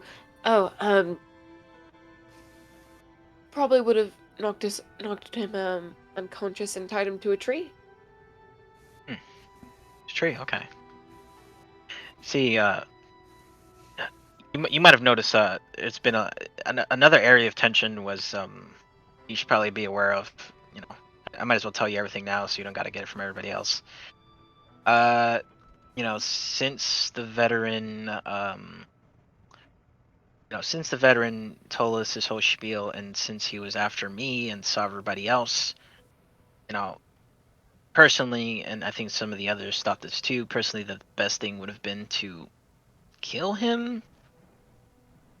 Just to make sure he didn't run off back to Neverwinter and get more goons, or tell him like, hey, he's riding around with so and so, and this person, and this chick had dragonfly wings, that kind of thing. But it got a little intense around the end there because Lycan didn't quite agree with that. Well, it was more like at first the veteran started talking, and before I could admit to what he was saying, the others didn't quite believe him, like Helu and Sedge, and they wanted to shut him up. And I guess Lycan was kind of standing in a way, so that didn't happen. And also, so I guess I wouldn't kill him. There was a moment there where I might have thought I should do that, but I knew it wasn't best. But basically, Helu got a little mad. Really socked Lycan. Like, damn. Like, if you thought that slap was something, whew. So that's still a little fresh right now. And after I had my talk with Sedge and Helu, Lycan was kind of left with the veteran, and I'm not exactly sure. Actually, wait, would I have heard him? Yeah. I'm not exactly sure. I'm gonna say that Marcus didn't hear. I'm not exactly sure what she did with him, but I saw that he left with Xanth, so he's still alive somewhere, as far as I'm aware. So hopefully it doesn't come back and bite us on the ass.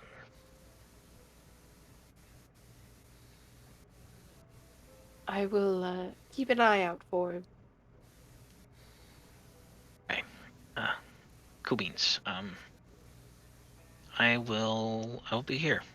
And Marcus sits down and puts on his dread helm, which is now his comfort blanket at this point, or like comfort area, because no one can see his face, Oh. and he's just gonna cry a little bit more in his helmet. I'm gonna head back to the tavern or the inn. Yeah, alright. Imagine at this point, Helu has been running through forms with her halberd. I imagine at this point that she's Not stopping. might have reached the point of you normally would stop, but Too angry, too upset. and Lycan and Sedge are still inside. That letter, that 5-page letter, became a very quick 20-page letter. Holy fuck, bro. Ain't a letter no more. That's a short story, bro. He's still going. He has a lot. Homeboy has a lot to say. What is this letter to again? My parents. Detailing everything that's happened in the last, 2 months. No, not even 2 months, in, the last, 4 months. Because I'm talking about, what happened with Father Augustus, too. Alright. It's a long-ass letter. We're sending back a manuscript. Honestly. I mean... And then on Tuesday, honestly, I had some eggs with a side of waffles, and... Honestly, I think his parents, expect that. He hasn't sent a letter in a while, they know that it's not going to be a letter the next time they get one.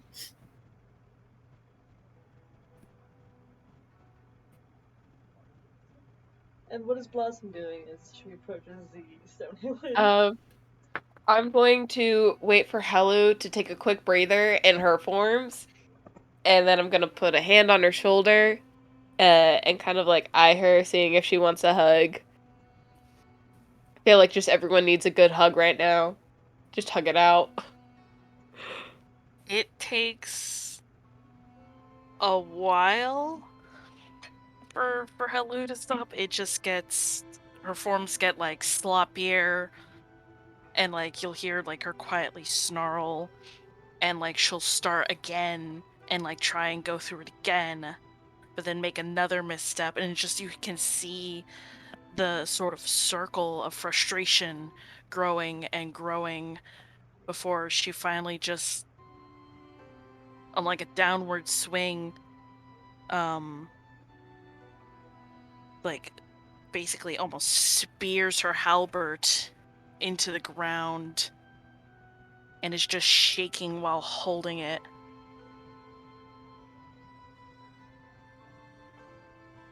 And is just quietly crying. And that's when Blossom goes in for the hug. Therapy hugs for everyone.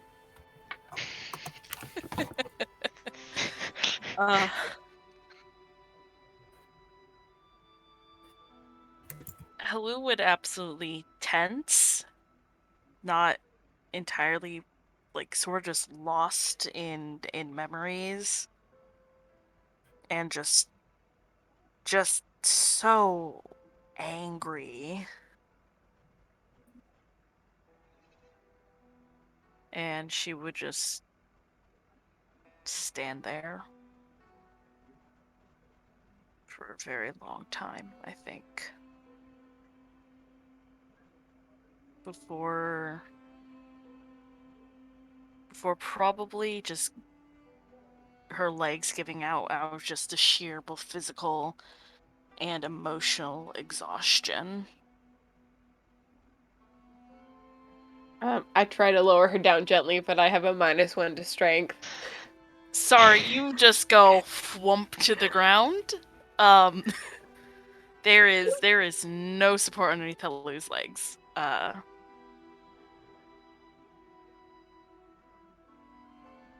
Yeah, I'm just gonna try to just like sit with Helu, just be a quiet shoulder to cry on. And then after like a few minutes past the good cathartic cry, I'm gonna say, we should head inside. I think a storm is coming in. You will need rest. He'll just tiredly nod and go inside. Does not sit near Lycan. She's still a bit upset and a little frustrated.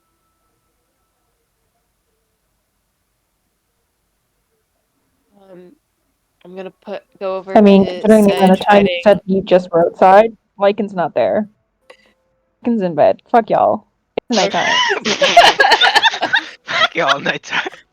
Fuck y'all, it's bedtime. My bedtime was 7:30, okay, guys?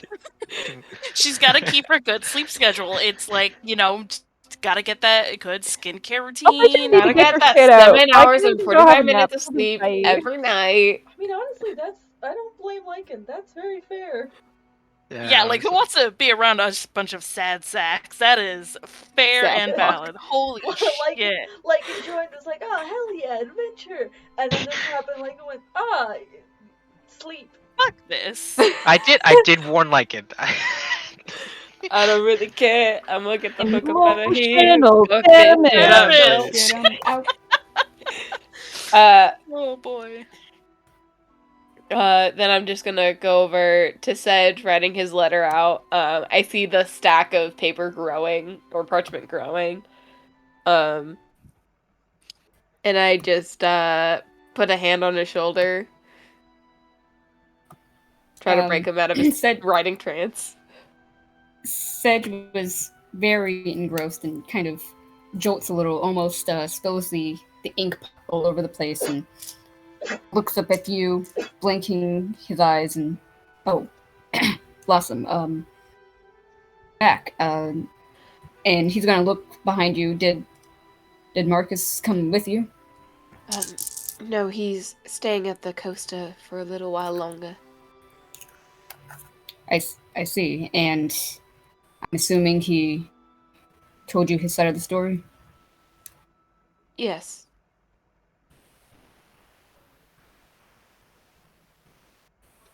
And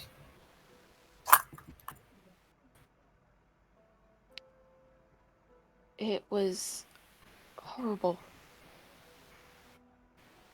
Never thought that Marcus was capable of doing something like that.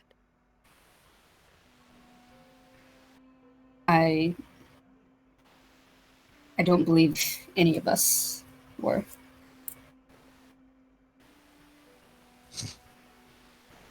Hello definitely was extremely blindsided by the entire thing. I'm not saying I wasn't either, but it's been a lot to process.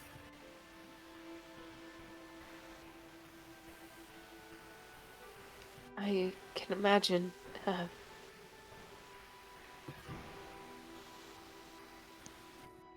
I noticed that that Lycan wasn't here, and you seem to be writing a manuscript. How are you doing? All of it. When you say Lycan's name, Sedge scowls. Like he scowls hard. Just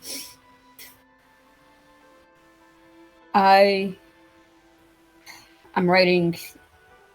This is a letter to my parents. It's been quite some time since I've sent word, and I think they deserve to know everything that's been happening here for a while. Um, Lycan, I believe, went upstairs some time ago. I was not paying attention to her. We, I guess you can say we all are having this situation with Marcus has exasperated the differences that we've had. Um, you know, Blossom, that we were getting along by the time we left. Don't remember the name of the place. The the keep. Um, this has unfortunately kind of set us back to square one, so to speak, or Like something negative worse 10. than that. I fear.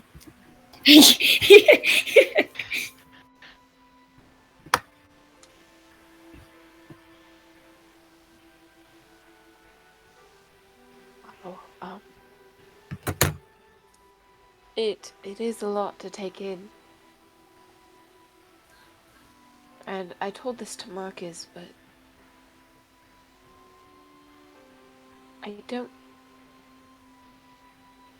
I don't forgive his actions, but he also didn't completely know what he was a part of.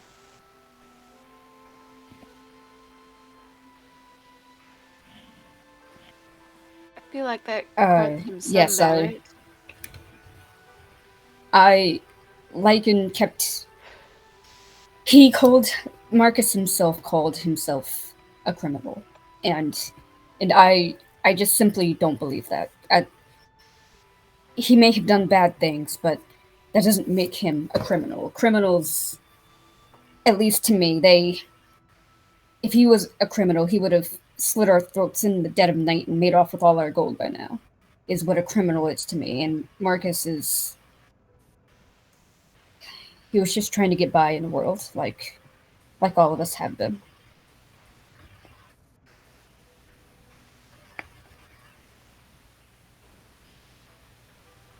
Seems we are of a similar mind.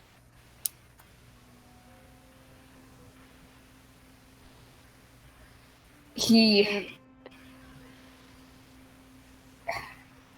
he did he I'm not saying that what he did was right, and I'm certainly not sure if I could forgive him either, but he's not a criminal, and more than that, he's still Blossom. Where would you like to think that we're friends? Yes, of course. Okay, we're at least I know that Marcus, even if Marcus doesn't think he's my friend right now, he is, and you're his friend, and I'm his friend, and I, I wish I could speak for Lycan, but I know Hellu still wants to be his friend, even if it's a lot for her right now, even if she can't forgive him or can't see past him or seeing past what he's done. I think she just needs a little bit of time to think about it and react fully. I'm right here, you know. Oh, I thought you went upstairs to bed. No, I've been sitting here like you two have been talking about how I don't exist, so that's very annoying. Oh no, I thought I went over to this God. table alone. I'm sorry.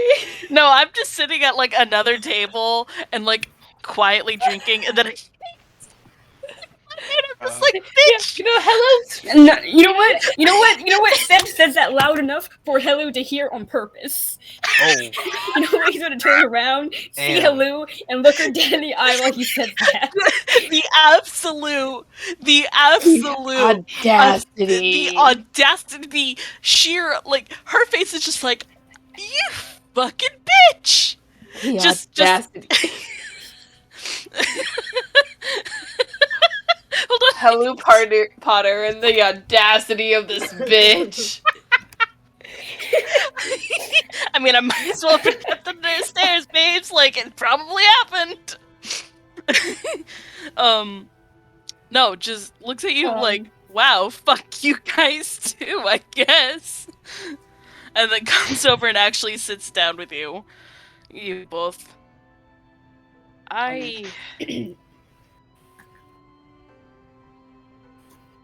Marcus has done a lot of good. And he's been my first friend since Renan, really. And I haven't had that in a very, very long time. I suppose it does hurt, and it stings, and it burns, and it makes me want to scream, but also crawl into a hole and just die.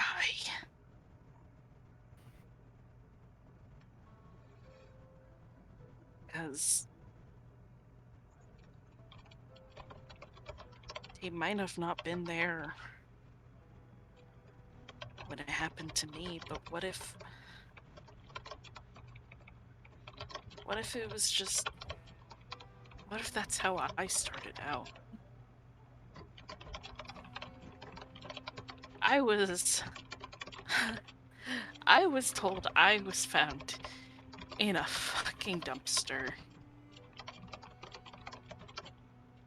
And now I'm scared that that's not it. And now I'm scared to think about maybe my birth parents wanted me, or maybe they didn't have a choice, or maybe someone made the choice for them. And this is what my life became.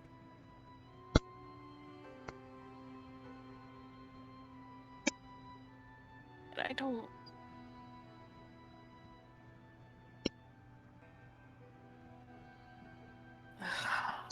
I just don't know anymore.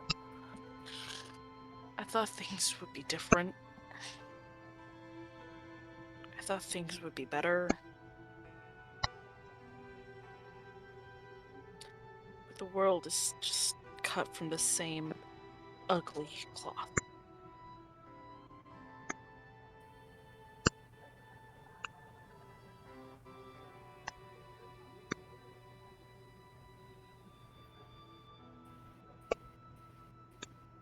Sedge, you see Sedge take a deep breath as he starts to say what he's about to say, and he goes, "Father Augustus,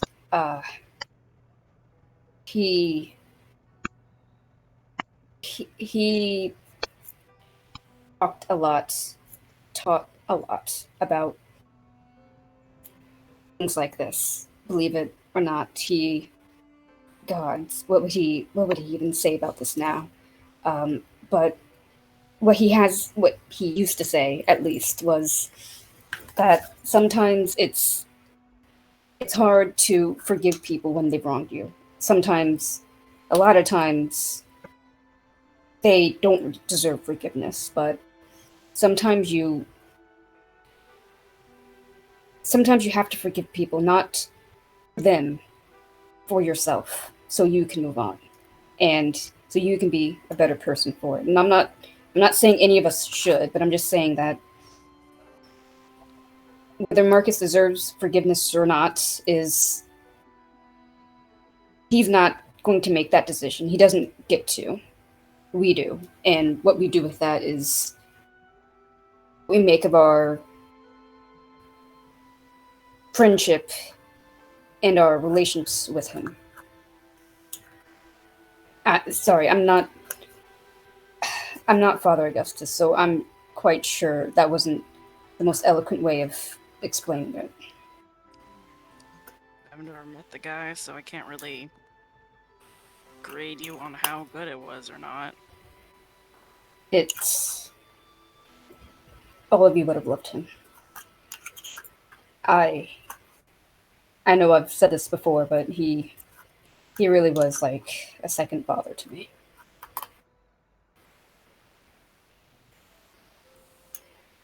I don't think I can decide now. But I can't sit. sometimes it takes years to make a decision. Ugh. Years.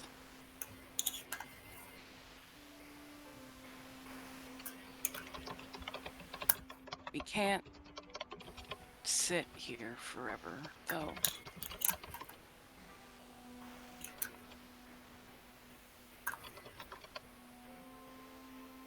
We do have a No, we dragon. We need to make sure it never hurts anyone.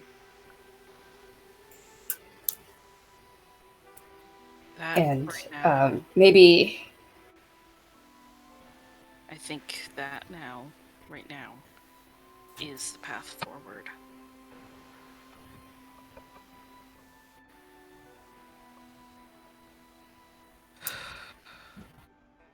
We've got a job to do.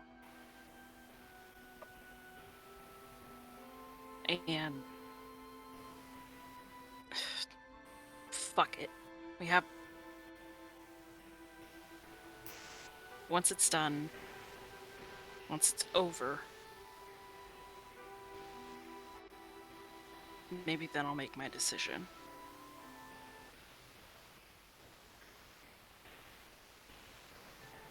But that dragon needs to die. It needs to die now. It does. Speaking of the dragon, I put the dragon slayer kind of on the table and gesture to it to Blossom. We got this at Dragon Barrow. I maybe tomorrow morning when we're all gathered, I can finally explain about Pell and what he has to do with all of this. Pell? What? Why is Pell involved? He's not directly involved. Kind of. It's a little complicated, but I would rather have Marcus and Lycan here for the conversation.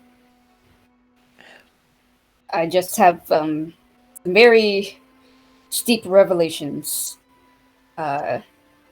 concerning all of the Sword Coast, kind of, and it really does directly relate to Pell. That's not ominous. I'm not trying to make it ominous. It's still ominous. I can explain some things to you two now, but it won't make too much sense until I can get the full story out, which is why I would prefer if Marcus and Lycan were here. Very well. But I do have some reason to believe that Pel, may or may not be the rightful heir to the throne of Neverwinter. Oh my, oh my god.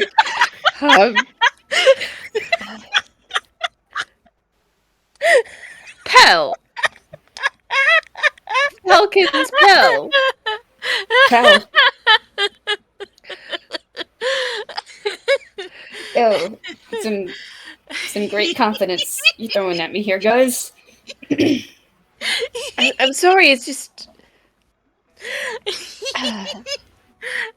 I've known that kid for a while, and he's never really been the royal type. I mean, I just don't see it. He wouldn't know. But you all recall the what was it? The story of those who defeated the Green Dragon in ages past. Why we went to the Dragon Barrow, why we have this sword in the first place.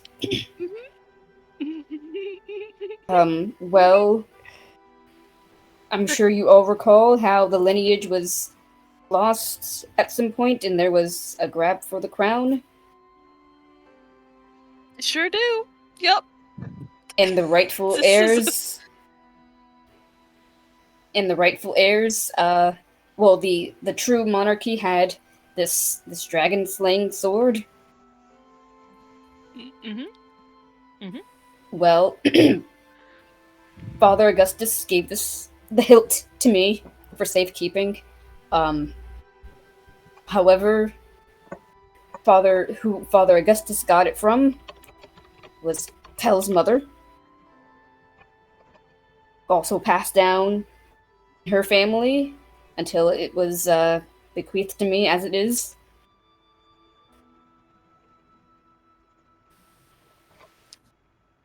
That, That's a lot. it's a very elaborate joke.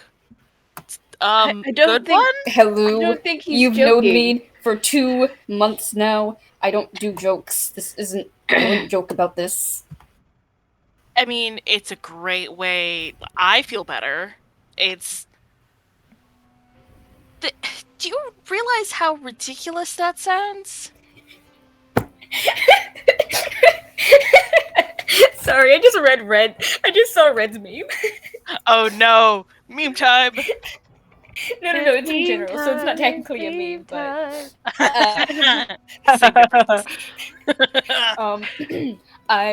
I'm aware of how ridiculous it sounds. Trust me, I had my suspicions at first as well.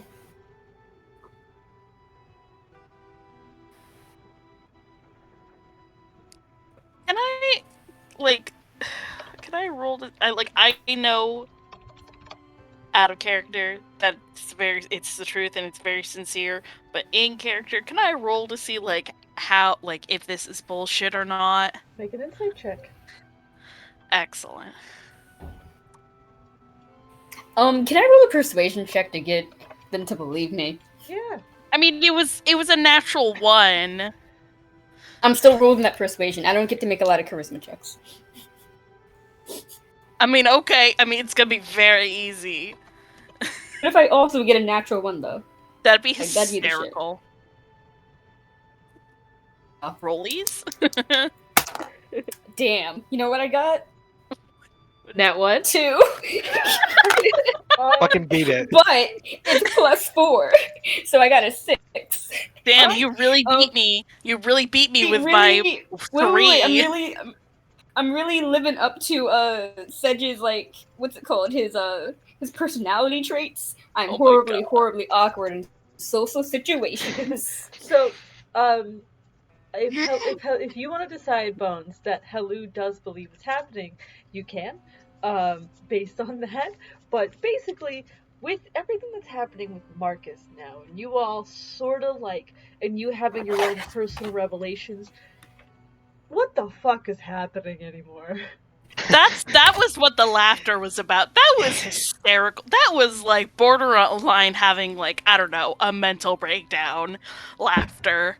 Probably can't take any more revelations. Like, honestly, would probably pass out if, I don't know, her birth parents just like popped out of the woodwork. It's like, hey there, kiddo, what's shaking? Like, nope, lights out, my dudes. Nope, nope. Renan just walks in like, hello, guess who I found on the road? Well, our parents and your birth parents. Bro, that's right. We gotta fill in Ronan. Renan's gonna kick your teeth in, bro. Nah, I'm pretty sure Ronan already knows, man. That guy was psyching me out. Oh. Be like, oh, you just found out? Cool. Okay, but he's got. Okay, no. He honestly, yeah, he'd probably know, and then probably see how sad Helu is, and then go and kick your teeth in. Ah, shit. Like he was waiting for permission, I think. Makes sense, makes sense. Right now, I think. I think Helu partially believes Sedge because this is Sedge, and he again, like Ike said, does not do jokes, or if he does, they're very bad, and you can't really tell they're jokes. But at the same time, she is like, it's fucking close to having a mental breakdown. Aren't we all? Aren't we all? Like, it's probably fine, honestly, just snoozing away.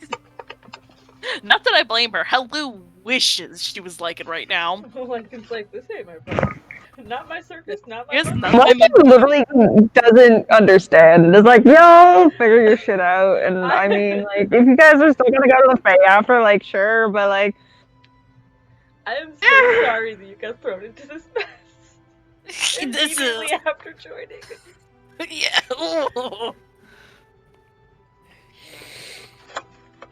Sorry, Zelda.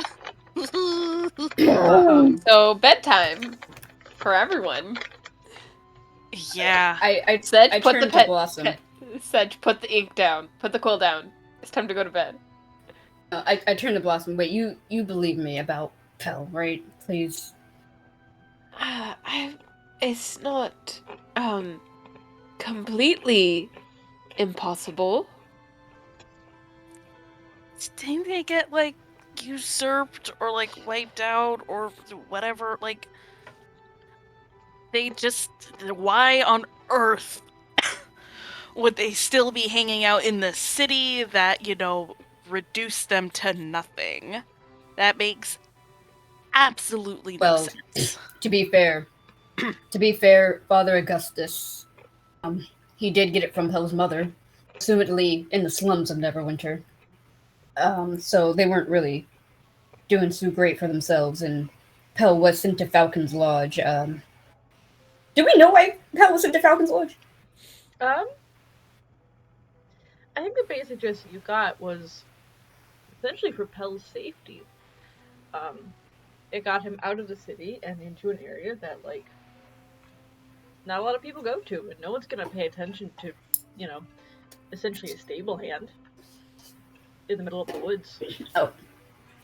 Yes, and Pell was sent to Falcon's Lodge for his own well-being, so I don't know what happened to his mother, of course, but Pell at least is safe, relatively safe. We'll be safer once we kill the dragon. And I suppose we could figure out the mess of his lineage and if he actually would want to be throned on Neverwinter himself, etc., etc. But Blossom, you... Alright, it's getting quite late.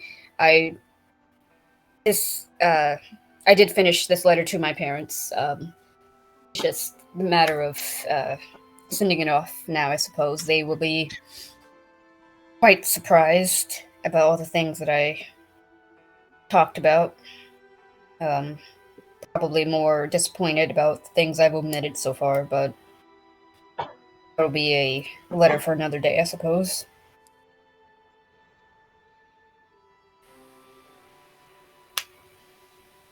That. I'm going to bed. Good night. Today's been. Eh. Eh. I think everyone needs a proper night's rest. As I'm going upstairs, I will go behind to the till and also drop some coins in for the beds for the night. Yeah, yeah, all right. Easy enough to do. Um, you leave your payment behind as you all find your way to the rooms. Does Marcus eventually find his way to the Stonehill Inn? Damn. See. I am staying up later to make sure Marcus either comes here or I'm gonna take some blankets and a pillow to him and some food. Make a quick bowl of oatmeal. Oh, that's nice of you. I write up on Swifty. I make sure to put him in the stables. Tuck him in or whatever. Give him an apple because he's been riding all day. Those are his favorite. So He takes it, munches it, and you can see the pieces of the apple falling to his ribs. I probably grab like a nearby brush or whatever and try. He has no fur. You I try Clean your his damnedest. bones. You grab it and then you turn to him and you just have a moment of like, No, I still want to try because, like, if he finds comfort in eating an apple, maybe he finds comfort in the sensation of a brush on his bones, like him just thinking about his past life. Okay. naked animal handling. Okay. Clean his bones. I will clean his bones. Clean. Clean. Got a 9. You managed to brush some dirt off, but otherwise he doesn't seem too interested one way or the other. Mm-hmm. I pat his little bony head. I said, "Swifty, you think I'm a good guy, don't you?" Just looks at you, some pieces of apple still in his teeth. You always know just what to say, Swifty. Oh my god. I push off the apples, I guess, and good question. Is there like saddles in here? Not really. This is a place for like travelers to put their horses. Not really, you know. I thought I might have found like an old saddle or something, but No. Marcus definitely like he like plops down a nearby like pile of hay. And, you know, he just kind of sits there and he just starts talking to Swifty. Because, you know, he met Swifty not that long ago. So Swifty doesn't know that much about him. So, you know, he starts talking about his life and, you know, Everwinter, you know, some funny stories or whatever. You know, just so he could get his mind off of things. And, you know, Swifty likes him, so, you know, just boying up with Swifty. And he's talking along, and I guess at some point or another, he just falls asleep in the stables. Imagine eventually, Blossom, you can find him out in the stables, whether you hear him talking or you, like, check the coaster, but he's not there, so you go back and you pass by the stables and you see him at the corner of your eye. Yeah. Yeah, I just plop down. I cover Marcus in a blanket from inside. And let me look at my spell list real quick. I want to like do some sort of cantrip to like make his oatmeal stay warm, but I don't know if I can. Um, I don't know if you're gonna. so I'm gonna cast Fireball on the stable to keep his oatmeal warm. Also keep me warm and my horse warm. Nice therapy hug and a good old fireball in your sleep. Yeah. Last and special. So no, I'm just gonna like shake him awake, cast Prestidigitation to warm his oatmeal, and leave before he wakes up again. And then I'm also going to go to bed. Okay. Yeah. You all eventually find your way to sleep one way or another. And as you're sleeping, I imagine you're thinking about the day's events, what all you've learned and talked about and seen. And sleep doesn't come very easy to a lot of you. But eventually you all do find yourself drifting off. You all gain the benefits of a long rest. And if you'd like, we can leave it there, or we can just do a morning scene with everyone. Cool with the morning scene. Figure out where we're going next. So long as that's cool with everyone. Same. Yeah, of course. Yeah. Got nothing going on. Yeah. Zelda? Alright.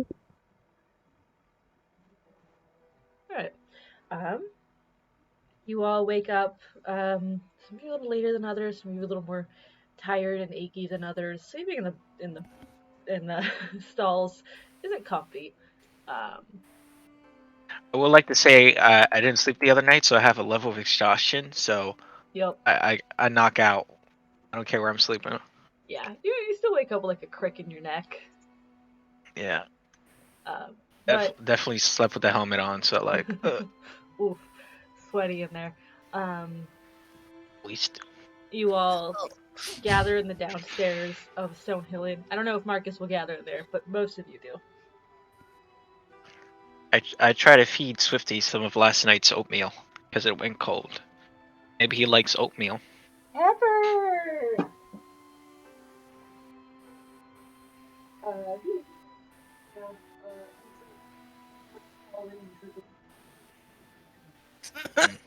How receptive is he to it?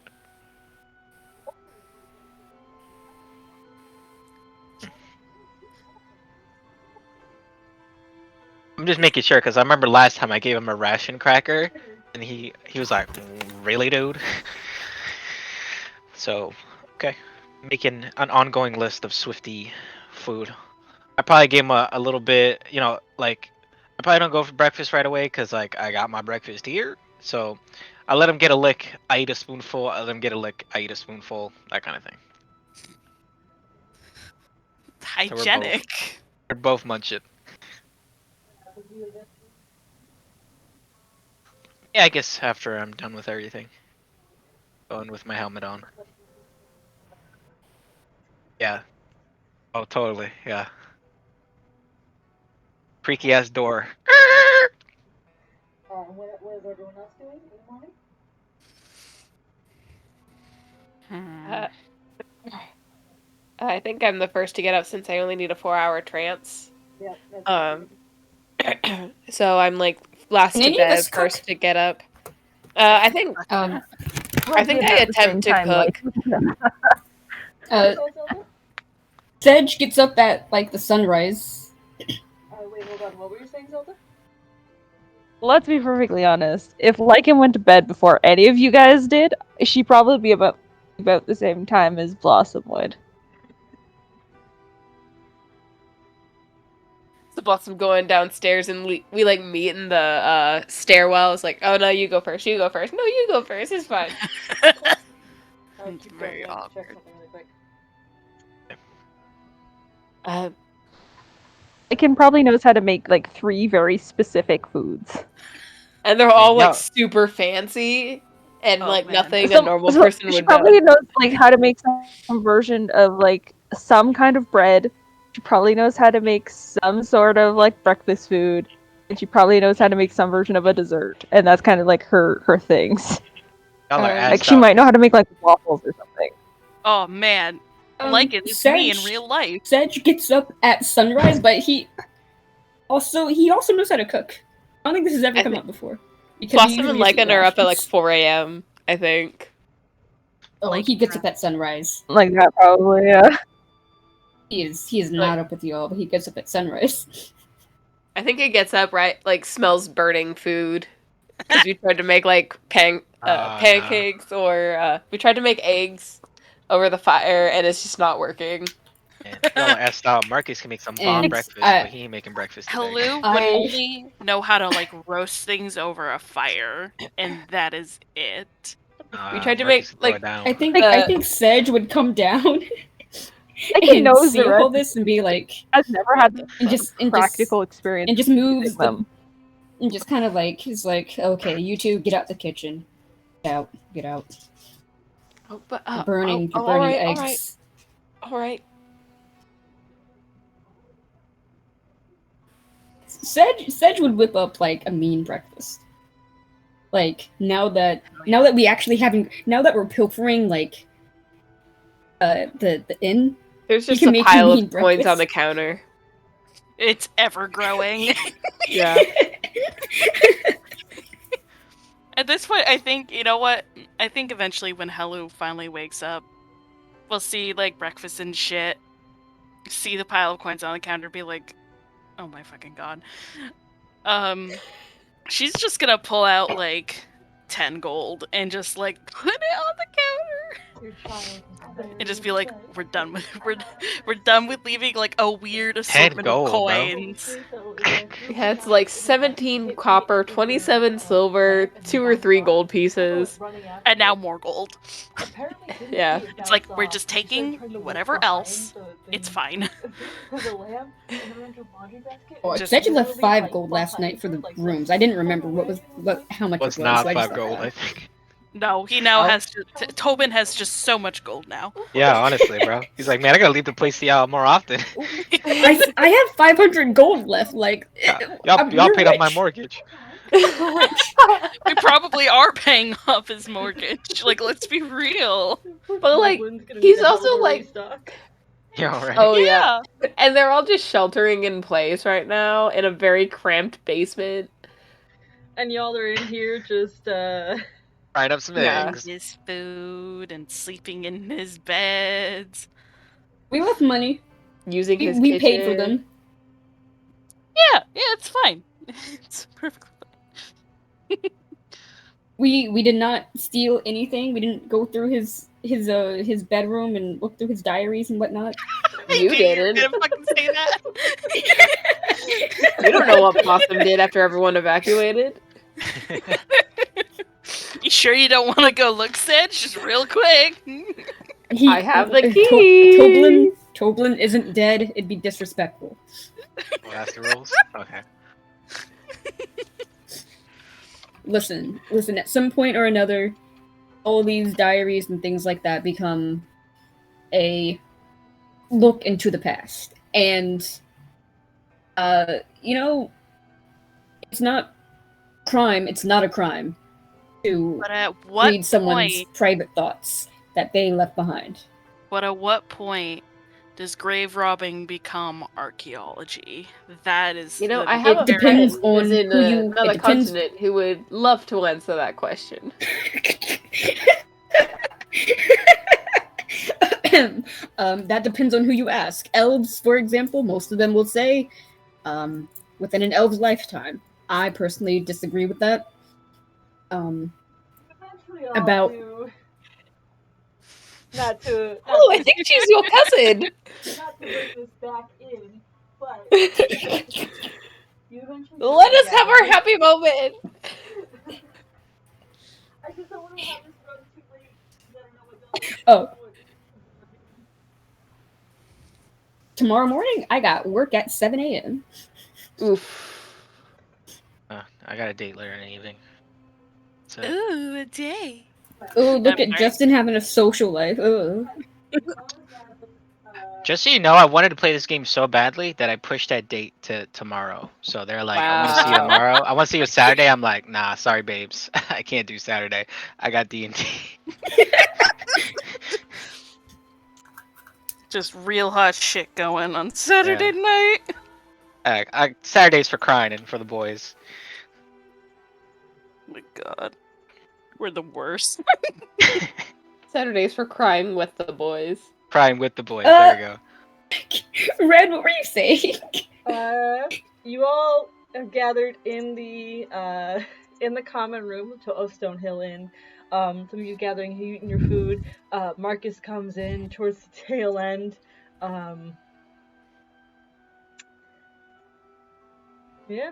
As you face the day ahead of you. I gesture to the chair. Okay. Is Sedge still cooking breakfast when I come in, or? No, he got up at sunrise, but I imagine that he's asked Lycan and Blossom, but between the two of them, I'm sure they can keep everything warm for a while. But there's an entire spread on the biggest table. There's pancake, there's hot cakes and jam and Damn, eggs, you got the Disney Channel spread. Scrambled Teenager at the door over late for the bus, easy. but just eats the toast kind of spread. There's crispy bacon and ham and there's some chilaquiles. What? Fantasy. You have to put fantasy in front of them. Yeah. There's fantasy egg McMuffins. He has he has the rye toast and the white toast. He pilfered Toblin's larder. Wow. Hey, I mean, at least it's not gonna rot. It's actually gonna go to use. Does Toblin have the kitchen space for this? Jesus. Guys, we gotta make a grocery run to Neverwinter. Sorry. Oh, Jesus. This is what makes us go there. Toblin demands that we refill his larder. Yeah, and we have to get the best produce from Neverwinter. We can't go to Waterdeep. Waterdeep's too far anyways. And Sedge has saved a seat open between him and Blossom, kind of taking away the awkwardness of where you want to sit. You can sit right there between two of us. Okay, alright. Marcus, seeing Sedge not, Sedge is great with social cues, so seeing him go back and forth with his eyes he's probably gonna plop down right there.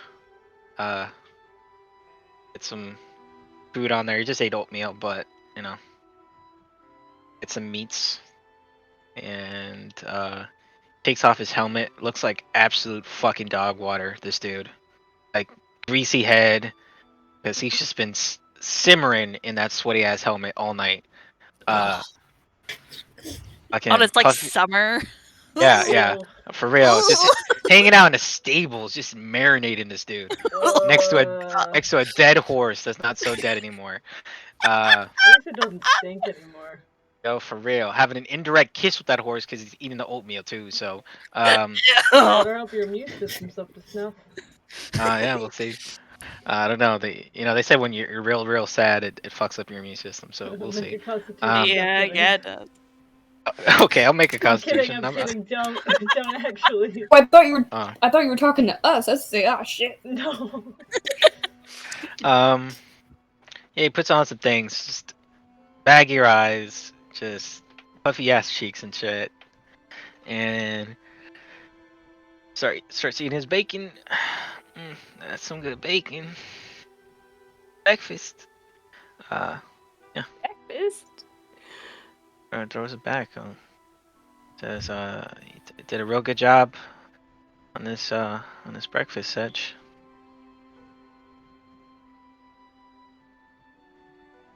You'll make a decent enough house husband to someone one day, I guess. You say that out loud to him? How dare you? Yeah. Hello snorts. Guys, please take a second and just imagine Sedge still in full armor, but has an apron over said armor with a duster. Has the house husband. Yeah, has 3 kids, all of them as stone face as Sedge. That's mean. That's what Marcus know- imagines. I imagine Sedge's kids being triplets like the ogres from Shrek, but not Oh, ogres. Just full of 100%. chaos. 100%. You know what? When Justin said like the kids, I would also imagine like just 3 triplets. Kate, our brains, they're linking up. And they all have names that kind of link up to each other. I don't know what it would be.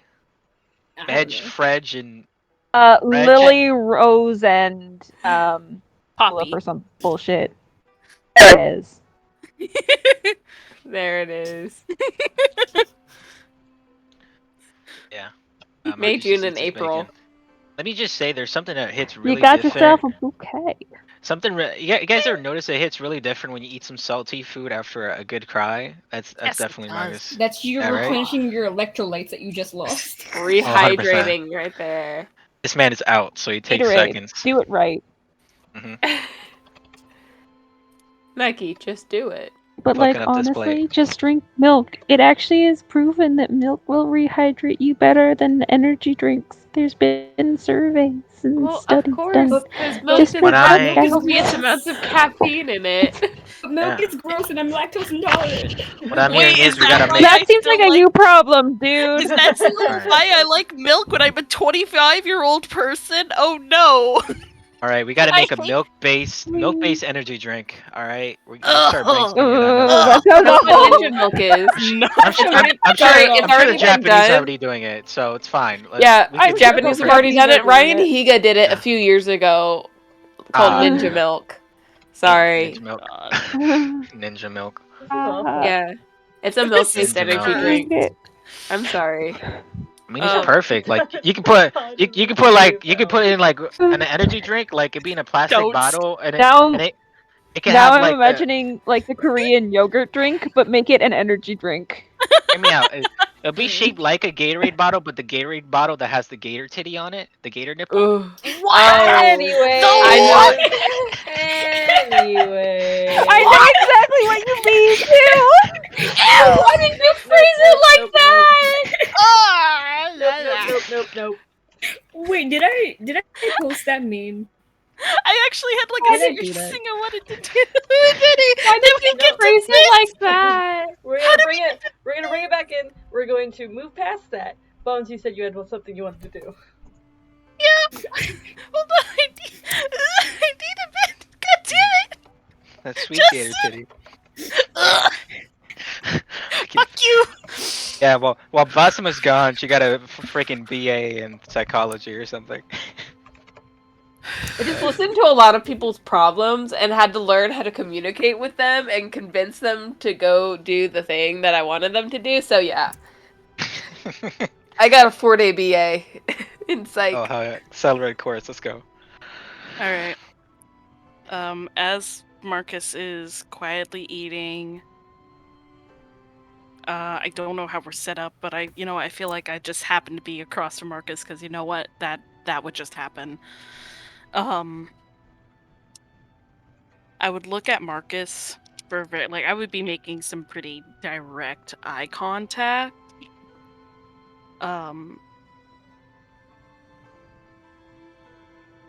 And I think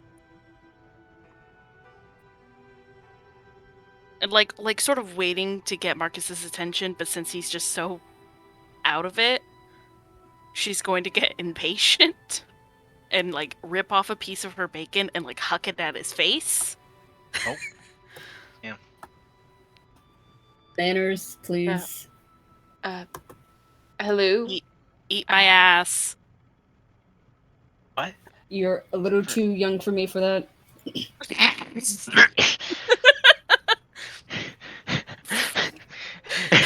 that is a character.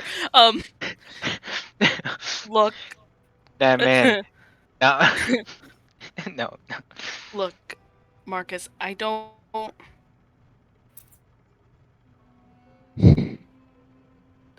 know if I can forgive you.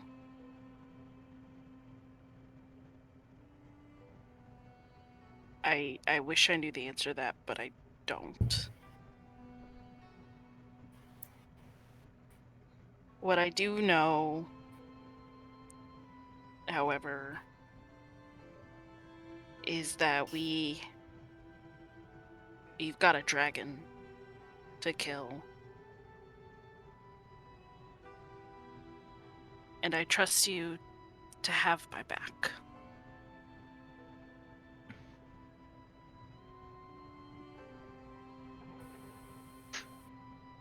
And then I'm gonna, like, grab a drink, take a quick chug, and, like, go, like, immediately, like, ignore everyone else and just focus only on my food.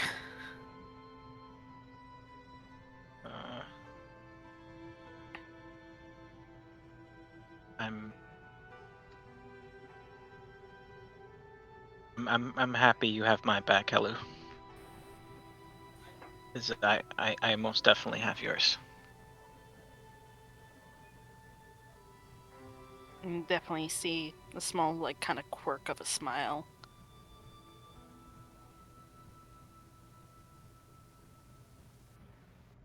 This bacon bussin'. Marcus eats like the thrown bacon at him, just like caught in his greasy ass hair. He's just like, flavors are melting on my tongue. God. Damn you. You have no right to be this fucking funny. Speaking of the dragon, I did Marcus Lycan. I did tell Blue and Blossom this last night, but Pell is most likely the rightful heir to the throne of Neverwinter. I'd figure I'd just kind of say it. Ah, there's a titty gator. No. What? Thank you, Zelda. I'm not the only one. It's the most 2000s thing that have ever happened, I swear. Oh, for real. I have a very distinct memory with the gator titty. It was an essential crisis, but that's a story for a different time. I hate this. It's so fucking But hurts. Sedge did drop the bomb. A bomb. Wait, sorry. Did you just tell me about Pell? Sorry, I was too focused on the gator titty. Oh my god. Too bad. This news is just as important as the gator titty. Sedge God. said that he has reason to believe that Pell is the rightful heir to the throne of Neverwinter, and that he's figured that he just get Can out I- and say it. Can I make a history roll to see if that makes sense to me? Uh, Historian of Neverwinter. history roll. Marcus just says, Alright. oh yeah, that makes sense. And he keeps eating his bacon. 23. So you remember from the history of Neverwinter is that the last the last known member of the Alagondar line, which is those who are the royalty of Neverwinter, supposedly died in the eruption of Mount Hotanau while defending the city. There have always been rumors that potentially one of them escaped, that the king at the time got his wife out, got his wife and children out, or his pregnant wife out, or the stories are a little bit conflicting. There's always been rumors of that. And they've sort of persisted to today, where there is sort of an underground. They were underground, but they're kind of not. Like, there's a whole complicated history with them. But there's a group known as the Sons of Alagondar, who are essentially a resistance group dedicated to trying to find and put the real heir back on the throne. Because along with the rumors that a member of royalty survived, is that the current head of Neverwinter is the Lord Protector Never Ember, Dagult Never Ember. And the rumor goes that Dagult Never Ember is quietly either paying off people who claim to be royalty or paying to have them killed. But those are, like, no one can prove that, and those are just rumors. So, I mean, hell, being a member of royalty, like, the rumors are there. But if he is, he's in danger. There have been any way that these people would have tested that assumption? Um, like, what do you mean? Like, physical traits that are passed down through bloodlines that are pretty prominent, or Or certain certain characteristics, or artifact. like any kind of like anything that someone like today even would be like, ah, yes, you can tell that this bloodline is blank, blank, blank, blank, blank because look at this specific thing they're looking for, or like there, they have their mother's eyes, like blank, like kind of thing. there might have been once upon a time, but in the decades that followed, details of that have sort of been faded out, kind of thing, or people assume that like um, there's always a chance that the air won't look like the what's expected, kind of thing. Um, and that's sort of been true. There have been, looking back at the history and the like family tree, of course there have been people like half elves or elves that have married in, or like, you know, um, the occasional like tiefling. It's members of other races have obviously married in and continue the family line that way. Um, so it's kind of up in the air.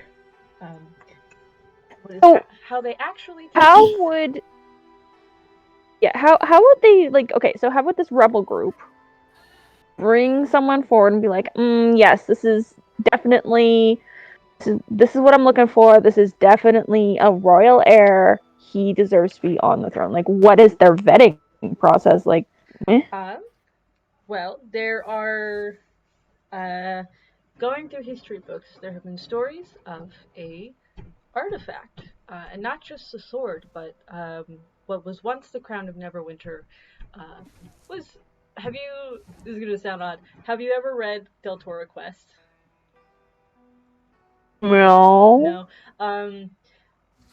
There's an item that was once known as the Crown of Neverwinter, and essentially, it would, when placed upon the brow of the true heir of Neverwinter or a member of the Allegandr line, it would, like a legitimate member of the Allegandr line, it would in some way let everyone know that this was in fact a legitimate member of the Allegandr line. I mentioned Del Toro Quest because Similar that was in the to book. pulling the throne. Yeah, similar to like there being artifacts in general that like recognize like Stardust. So, yeah. And the last I haven't heir watched finds Stardust. the Exactly, gem. Stardust. Ah. But the funny thing is that the crown was like there are stories that like a break-in happened. These are rumors. Nobody ever confirmed it, but the story went rampant, which is that people broke into the vaults in an attempt to steal it, and all they managed to do was split it. So the crown is in pieces. And there have been attempts by the Sons of Allegandar, by other people, to attempt to find the pieces of the crown and put them back together. But nothing has ever turned up success, if those stories are even true at all. But here's a fun fact. It's thought that the crown of Neverwinter was enchanted by Queen Titania herself. Oh, I see. Yeah. Like that whole bloodline thing was an enchantment by the Queen of Fairies herself. Nice. Huh. Interesting. Okay. So it is possible that, for instance, the gem pieces would have some version of Fey energy on them, or may have ended up back in the Feywild because they are naturally drawn to who creates them. Yeah, potentially. Okay. To know fun facts, y'all. This is like Lycan's thing. We like, wow, guys, did you know? But there is a But- possibility that if he is, we can prove it. But blank, blank, blank, blank, blank. Pulls out her spectacles. Quite literally, like these little business glasses. Like, okay, guys. Just whips them out. I'm about to learn you some shit, bitches. Well, I think we should absolutely do that to prove Pell's lineage, but I think we should ask him first, at the very least. Run it by him, I guess.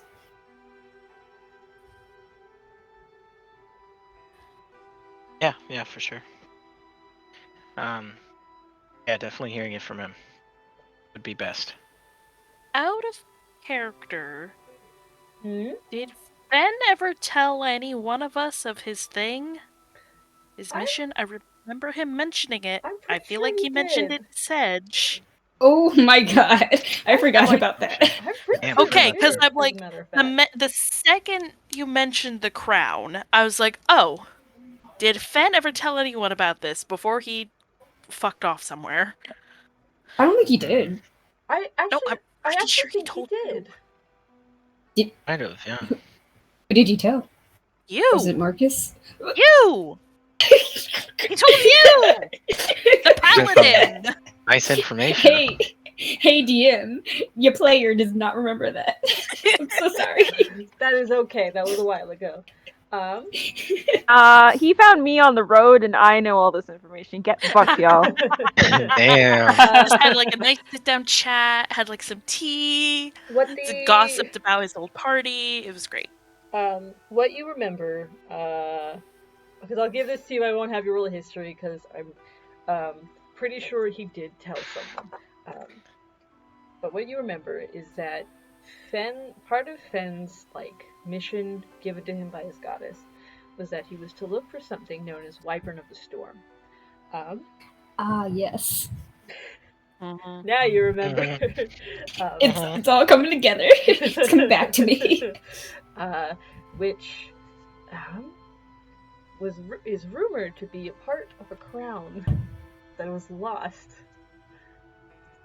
Again, a lot of this is rumor and speculation and people gathering and people having theories but no like solid evidence because nobody knows where the Wyvern of the Storm went because it like disappeared. But it was thought that it brought on its own it brought bad luck and it brought bad luck, whether it was like storms or war or famine on its own. Interesting. I relayed this to the party. Finn told him this, and she's like, "Oh, not about that." Yeah, Finn that told could him be this, some by the fake way. bullshit. I want to make a leap in logic because I've done that so many times when I was Helu's age. I don't know if it's do it. Okay. So the vision that I had asked Sedge about last night, that probably would have also been sort of playing around in my head because I don't know the outside area too well. So of course I asked Sedge. And when you described it as a blizzard being on top of a mountain, like surrounding this fortress, and this piece of the crown is said to bring bad luck, be it storms, war, or famine. Mm-hmm. What if the fucking thing's in the goddamn dragon cave? And I say this in character. What if that piece of the fucking crown is in the goddamn dragon cave? Something to think about. It's certainly a possibility, I suppose. Yeah. Dragons are attracted to artifacts and shiny objects. And Yeah, there's for sure. definitely been some Exactly. bad luck on the Sword Coast lately. Yeah, for sure. However, if this oh wait, let me ask this: Did Lycan tell us some of that stuff about the crown? About how it was made, with Fey magic and whatever. Mm-hmm. Yeah, I mean, if you guys were listening, she would have told you. Oh, just making sure. Yeah, Okay. absolutely. I wasn't sure if it was just a roll to know or a roll to be like, hey guys, well, we are gonna be meeting up with those druids or something at some point. Maybe they can tell us something helpful in regards to finding one of these pieces. If it's like a location and or, you know, since it is fey magic or whatever, maybe they can give us a heads up or something. So we just go and ask them, hey, did you see parts of what could be a crown like walk by? Not exactly. How does it? Wait, It's like how does a it's physical object disappear? maybe ways we can track it. I mean, this thing was made by a very powerful fae, right? So maybe it's just putting up our radars or something. If there is a way to do that. Also, not a lichen thing, but all I can think of is up, daddy, and I just like start praying, and it's like, no, that's not a me thing. That's a me thing. That's not a lichen thing. Forgive me, Daddy. I've been naughty. Yeah, I can't ask my daddy. No, that wasn't where I was going. I was going with Bing Bong, fuck your life. Sedge is going to Bing Bong. Baby, it's up, Fuck your life. Sedge is going to pull out some more paper. He's gonna like push some things out the way and like get out his parchment and his quill again and be like, hold on, I gotta draft another letter to my father. Manuscript 2, Electric Boogaloo. Damn. The first one wasn't that long. It was only 20 pages. It was 24 when I last counted. Hear that, guys? It was only 24 pages. Not the longest. Your I've said university by far. professor would be so annoyed with you as a student. They wanted 10 pages, no more, no less. Well, good thing for me is that I never sought a higher education. I'm already a paladin of Erithus. That's all the education I needed. Does he have his GED? He has a GED with a minor in religious studies. No. Sedge started a minor in religious studies. That's it. Never finished college. Never went back. Went down a deep rabbit hole. Listen. Jesus, that's something else. Listen, the folks at the temple were like, "Why do you need high school? Why do you need to go to college or high school for that? Like so you're literally in Erithus' temple. Like, come on, your mom is like a bishop or vibes. The Hello can relate. Oh man. Hey, who here actually has a higher degree? Is what I'm. Helu. No. No, Helu does not. No, absolutely. No, Sedge doesn't. Blossom talks like he does. Sedge doesn't, but he has the equivalent because Lycan of the, literally was going to be a cleric of knowledge. Lycan has like a fucking PhD up in this At the bitch. very least, she's got a master's degree. Fancy master's degree. Hell yeah. Wait, not only was she going to be a cleric of a god of knowledge, but Sedge is a paladin of a different god of knowledge. So, like, I think we're all good on, like degrees and such. Canon, if y'all ever needed education, my mother would be the one you'd go to. Hello might take you up on that. No, this means Marcus got the most credentials here. That's fucking wild. Helu's got credentials in being the shit out of education. Marcus, we don't count. We don't count higher degrees by how many people you had in your pants, darling. That's not how this works. There are different kinds of letters. Helu would have been the high school, like there's like a story about like a chaotic good bully that like beats up other bullies. That would have been Helu, and she absolutely would not have graduated. I can see that. She probably Helu would have been expelled and then never gone back to school. Oh, absolutely. She would have been expelled at like fucking 12 or some shit. And just I think Helu would have gotten. Helu got a 3-day suspension and then just never came back. Yeah. Guys, it's official. We gotta have a spin-off show that takes place in high school. I mean, somehow know We each gotta other do at that Strixhaven. time Monster period. Hearts, Monster Hearts, Monster Hearts, Monster I- Hearts. Oh yeah, Monster Hearts! Kate. I need the recordings with Jace from our Monster Hearts, please. Oh, do I still don't- even have them? I think I still I Yeah. think I still have Re- the recordings. Yeah, I need. because Red and I were miss- both recording. I miss my boy. I miss Jace so much. Wait, hold on. We're getting off topic again. Sorry, we're still public recording. Yes. Oh man. Fuck your life.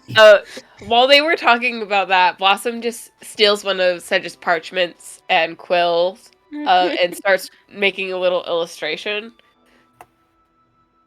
And then Red, you're scaring me. Wait, what did Red put down? and then draws an image of a crab. Oh God, there's a third one. Why is there more? Oh no, this is saturated now. Shit, I've been holding on to for like a year at this point. I draw a decent representation of a crown with half of it the form of a griffin and the other half a wyvern, and in the center is a sapphire cut stone. And I slide it over to Lycan, and I say, "Did it look like this?" What? Best you can Well, tell. DM, You did it talking to look Lycan? like that? Yeah. Best you can tell from the sketches that you've seen in the books in the library. Yeah, that's what the Crown of Neverwinter looked like. Yo, it is coming Pretty together. good representation Blossom, of it. how I did mean, you? the sapphire might be I don't- bigger. I don't know. You started talking about it, and then I just knew exactly what you were talking about. It's like I held it before. Did you hold it completed, or did you hold it in parts? Well, there's one memory of me handing it off to someone completed. What? And then there's another of me just Oh. holding the Oh. sapphire, but it's dimmed. I'd like to almost come gray. back around to the whole thing of it hasn't been whole in many, many, many years. Listen. How old are you? How fucking old are you? I'm don't coming to some remember. conclusions. I'm Damn, My I first used memory to is hear from routine. 6 months ago. Literally, also- you know what? No, I'm deploying the memes. I'm deploying my memes now. Fuck you. Jen Also, heard I'd like all to of know this. that- Fuck you. So, if No. completed in a fair amount of time, with the knowledge that the last person that may have held it completed was indeed a rebel or part of the I am an elf, so kingdom I am. that handed I- it off. I am an elf, so I am. It's very likely that I am much older than I believe I am, but I just don't know how old I actually am. Hold on. Can I do some kind of fuckery to like measure like something? Be like, Yeah, do I yes, have with 3 the rings length that of your show how old ears. I Cut her in am? half, yeah. Fuck you. Mm, Fuck you, Jen. You knew this was coming. I have my tinfoil The length hat of her on. ears Even and more ammunition. anyways, I guess make a perception check because like even elves show age, even if they show it at a significantly slower rate. Mm. Unless you're like queen or something of what court. Just say it. Yeah, unless you're the queen of the summer court, who is I'm ageless. so good. No. I'm trying to think of like if I can change it out for anything. Can I do investigation instead of perception? Because I might actually be touching her. Yeah, If I Blossom consent rolled to out, this. then yes. Yeah, you can make an Okay, cool. investigation. Because I'm slightly better at that. Oh shit. Well, that's super nice. That's a natural 20. Plus 6. It's a 26. All these natural. I get 20s kind of tonight. handy. So many nat 20s. Yeah. God, oh my God. I want to be clear, the Blossom's memory of that was fully from a natural 20. Yeah. Would not have given you anywhere near that much if you Whoa! Yeah, I rolled a nat 20 on a memory check. But Blossom on and your, Queen Titania. Oh my god. Maybe? on I your don't know. investigation check, as you look over Blossom and you're like picking apart, the first thing is that you haven't really met an Eladrin before. Eladrin are very rarely seen in the Feywild. But still trying to go off of like elven rules in terms of showing age. Um, no like wrinkles, obviously no cataracts, no like wrinkles, no humanish signs of like older aged or middle aged. But nothing that like there isn't like baby face kind of thing. No signs of like really young. So in terms of like elven age, you'd guess maybe like somewhere between like 300 to 400. That's reasonable. So, That's reasonable. Or can someone might be able to say that she's ageless? Yeah, no, see? You I've been may say sitting that on- she's limitless. I've been sitting on the fact that she could be Queen Tatiana for months now, and I go to Red, and I tell her this, and she's like, "You're so full of shit, give me evidence." And I'm like, "I don't need to give you evidence when I'm wearing my tinfoil hat, go fuck yourself." I have been sitting on this. I need to Literally, a Hold tinfoil on. hat on Pepe Sylvia's name. Literally, the Hold first mention that Blossom had amnesia, I'm like, "Oh, she's like Queen Tatiana." Ha ha ha ha. And now I am getting proof. Hold on. Validation. Y'all remember how What, Rekka like, didn't was know? in the Blighted Ecos, right? That's all of us right now. It's all of us right now. Zelda, for your information, in the Blighted Ecos, no. We told you that, like Rekka thought that Alex was the big bad evil guy and he was gonna kill them all when he was just your friendly neighborhood raccoon. I mean, could have happened. Yeah. Bones and Cannot Reika are happen, guys. exerting the exact same energy right now, and it's amazing.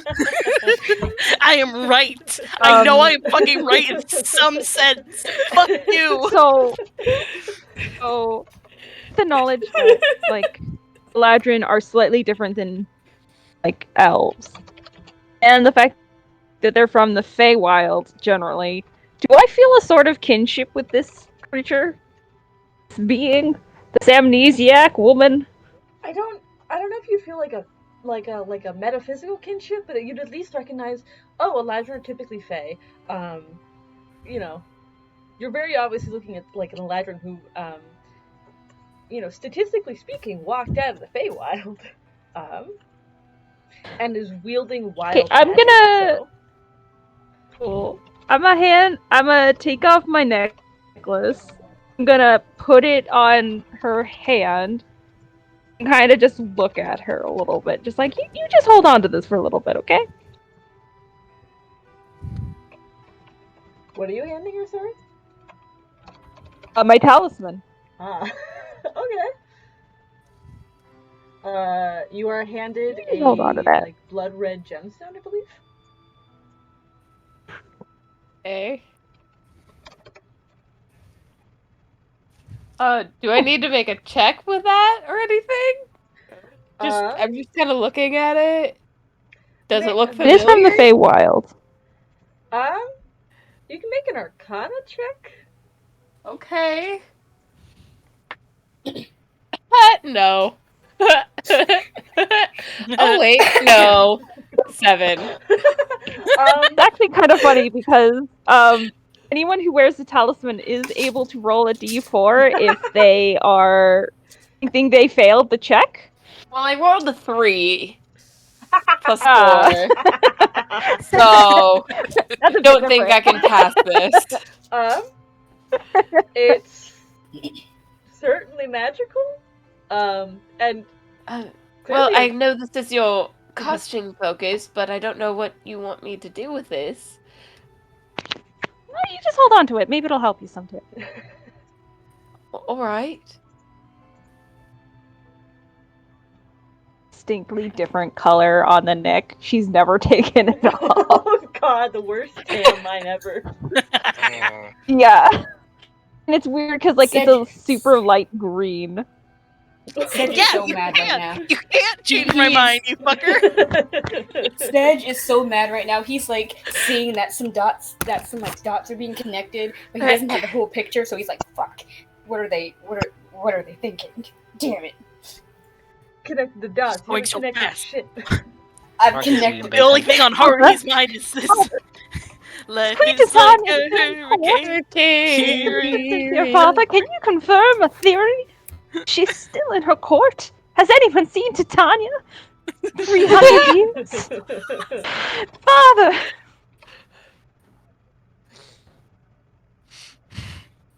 You give me a reason to believe that Blossom is Queen Titania, and I'm a call my dad a bunch. Hey, Calling my dad. Call my dad. Ah, Woogie woogie woogie. damn. Oogie oogie. Alright. What are y'all doing with that drop? Staring at Blossom. I'm eating I bacon. know- I don't Staring know at any more than Blossom. you all. Why are you looking at me like I'm Marcus? No, okay. That was a low blow. It's just that you. Damn, okay. That was a low Um, blow. I'm sorry. Blossom, you have to understand that this is an extremely old, powerful artifact, and that you remember handing it off to somebody before completely whole. This is,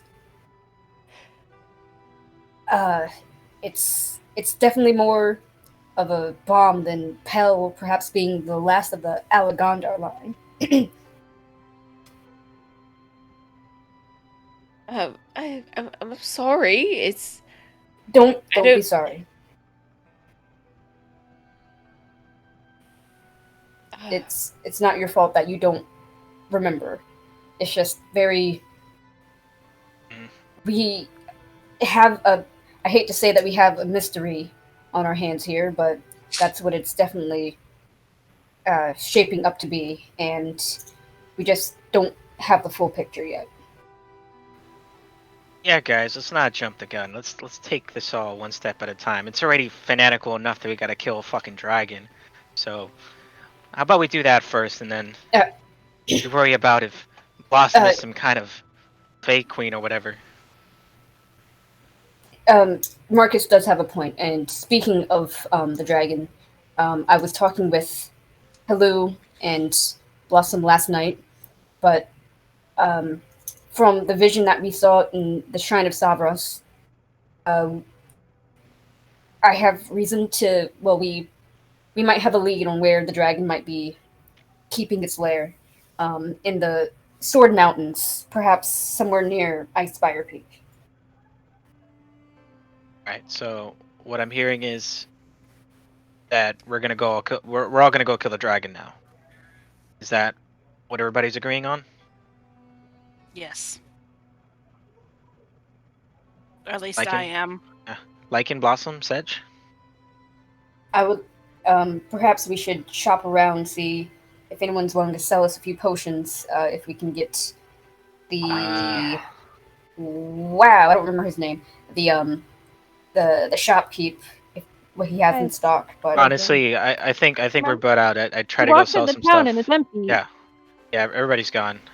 So I think yeah, I don't know if he's. Yes, you do have a point. We're not sure if he's in the keep or just underneath the manor. So perhaps we should just It would waste time. take our chances. We could go to Umbridge Hill. Yeah. The herbalist. yeah, She she was liked stubborn me. enough. Yeah, Uh, she was a little stubborn not to leave a fucking what was it again? Manticore. Manticore. Her- I don't think she's that scared of this yes. dragon. And we definitely have the coin now to afford some more of the pricier potions that she might be able to brew up for us. Yeah. All right. Let's head there first, and then head to the cave. Alright. You all pack up your stuff. With like the revelations in tow and like people connecting dots and being like, wait a minute. You all pack up your stuff, collect Swifty and Porsche, and head out. And that Can I is where we can I have like one last small little scene with Helu Yeah, before we sure. head out? And I feel like this would be a good way to end the session. I kind of wait for everyone to start like leaving, and I make sure to like put a hand on Helu to be like, hold up for a second. Um,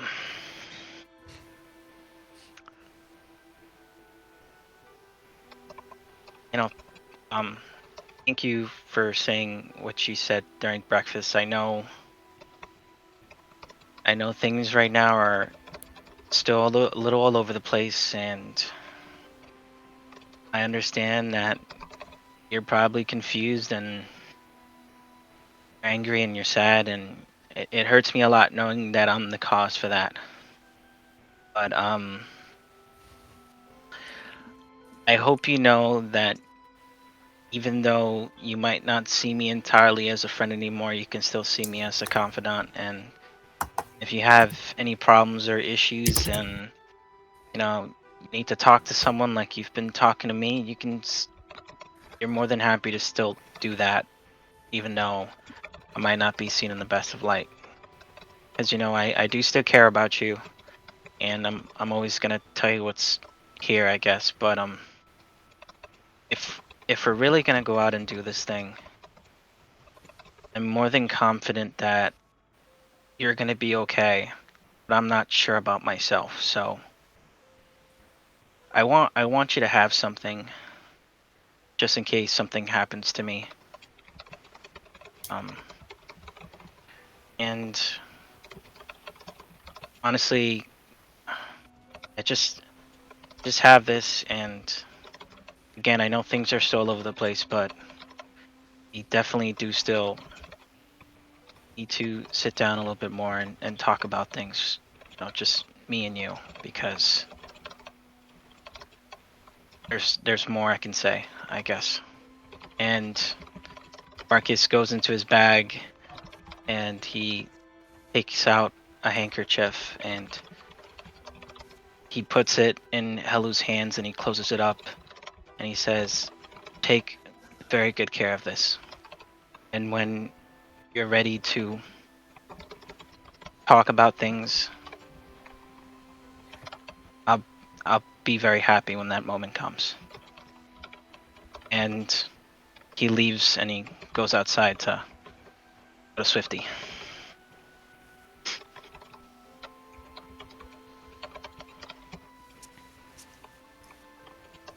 I look very conflicted. But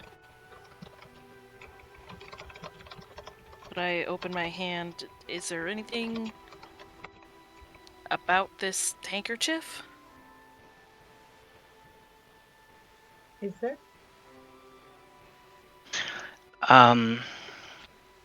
You look at the handkerchief. It looks like a fine handkerchief. It's probably just a little bit dirty after Marcus carrying it around as much as he did, but it seems to be more or less tucked away in his bag. Upon the handkerchief, you kind of have to open it a little bit to see it fully, but you see what seems to be an embroidered family crest of sorts. And if you open it the entire way, in the middle of the handkerchief, it seems like it was kind of holding it in place or keeping it away from everything. You would find a wedding band.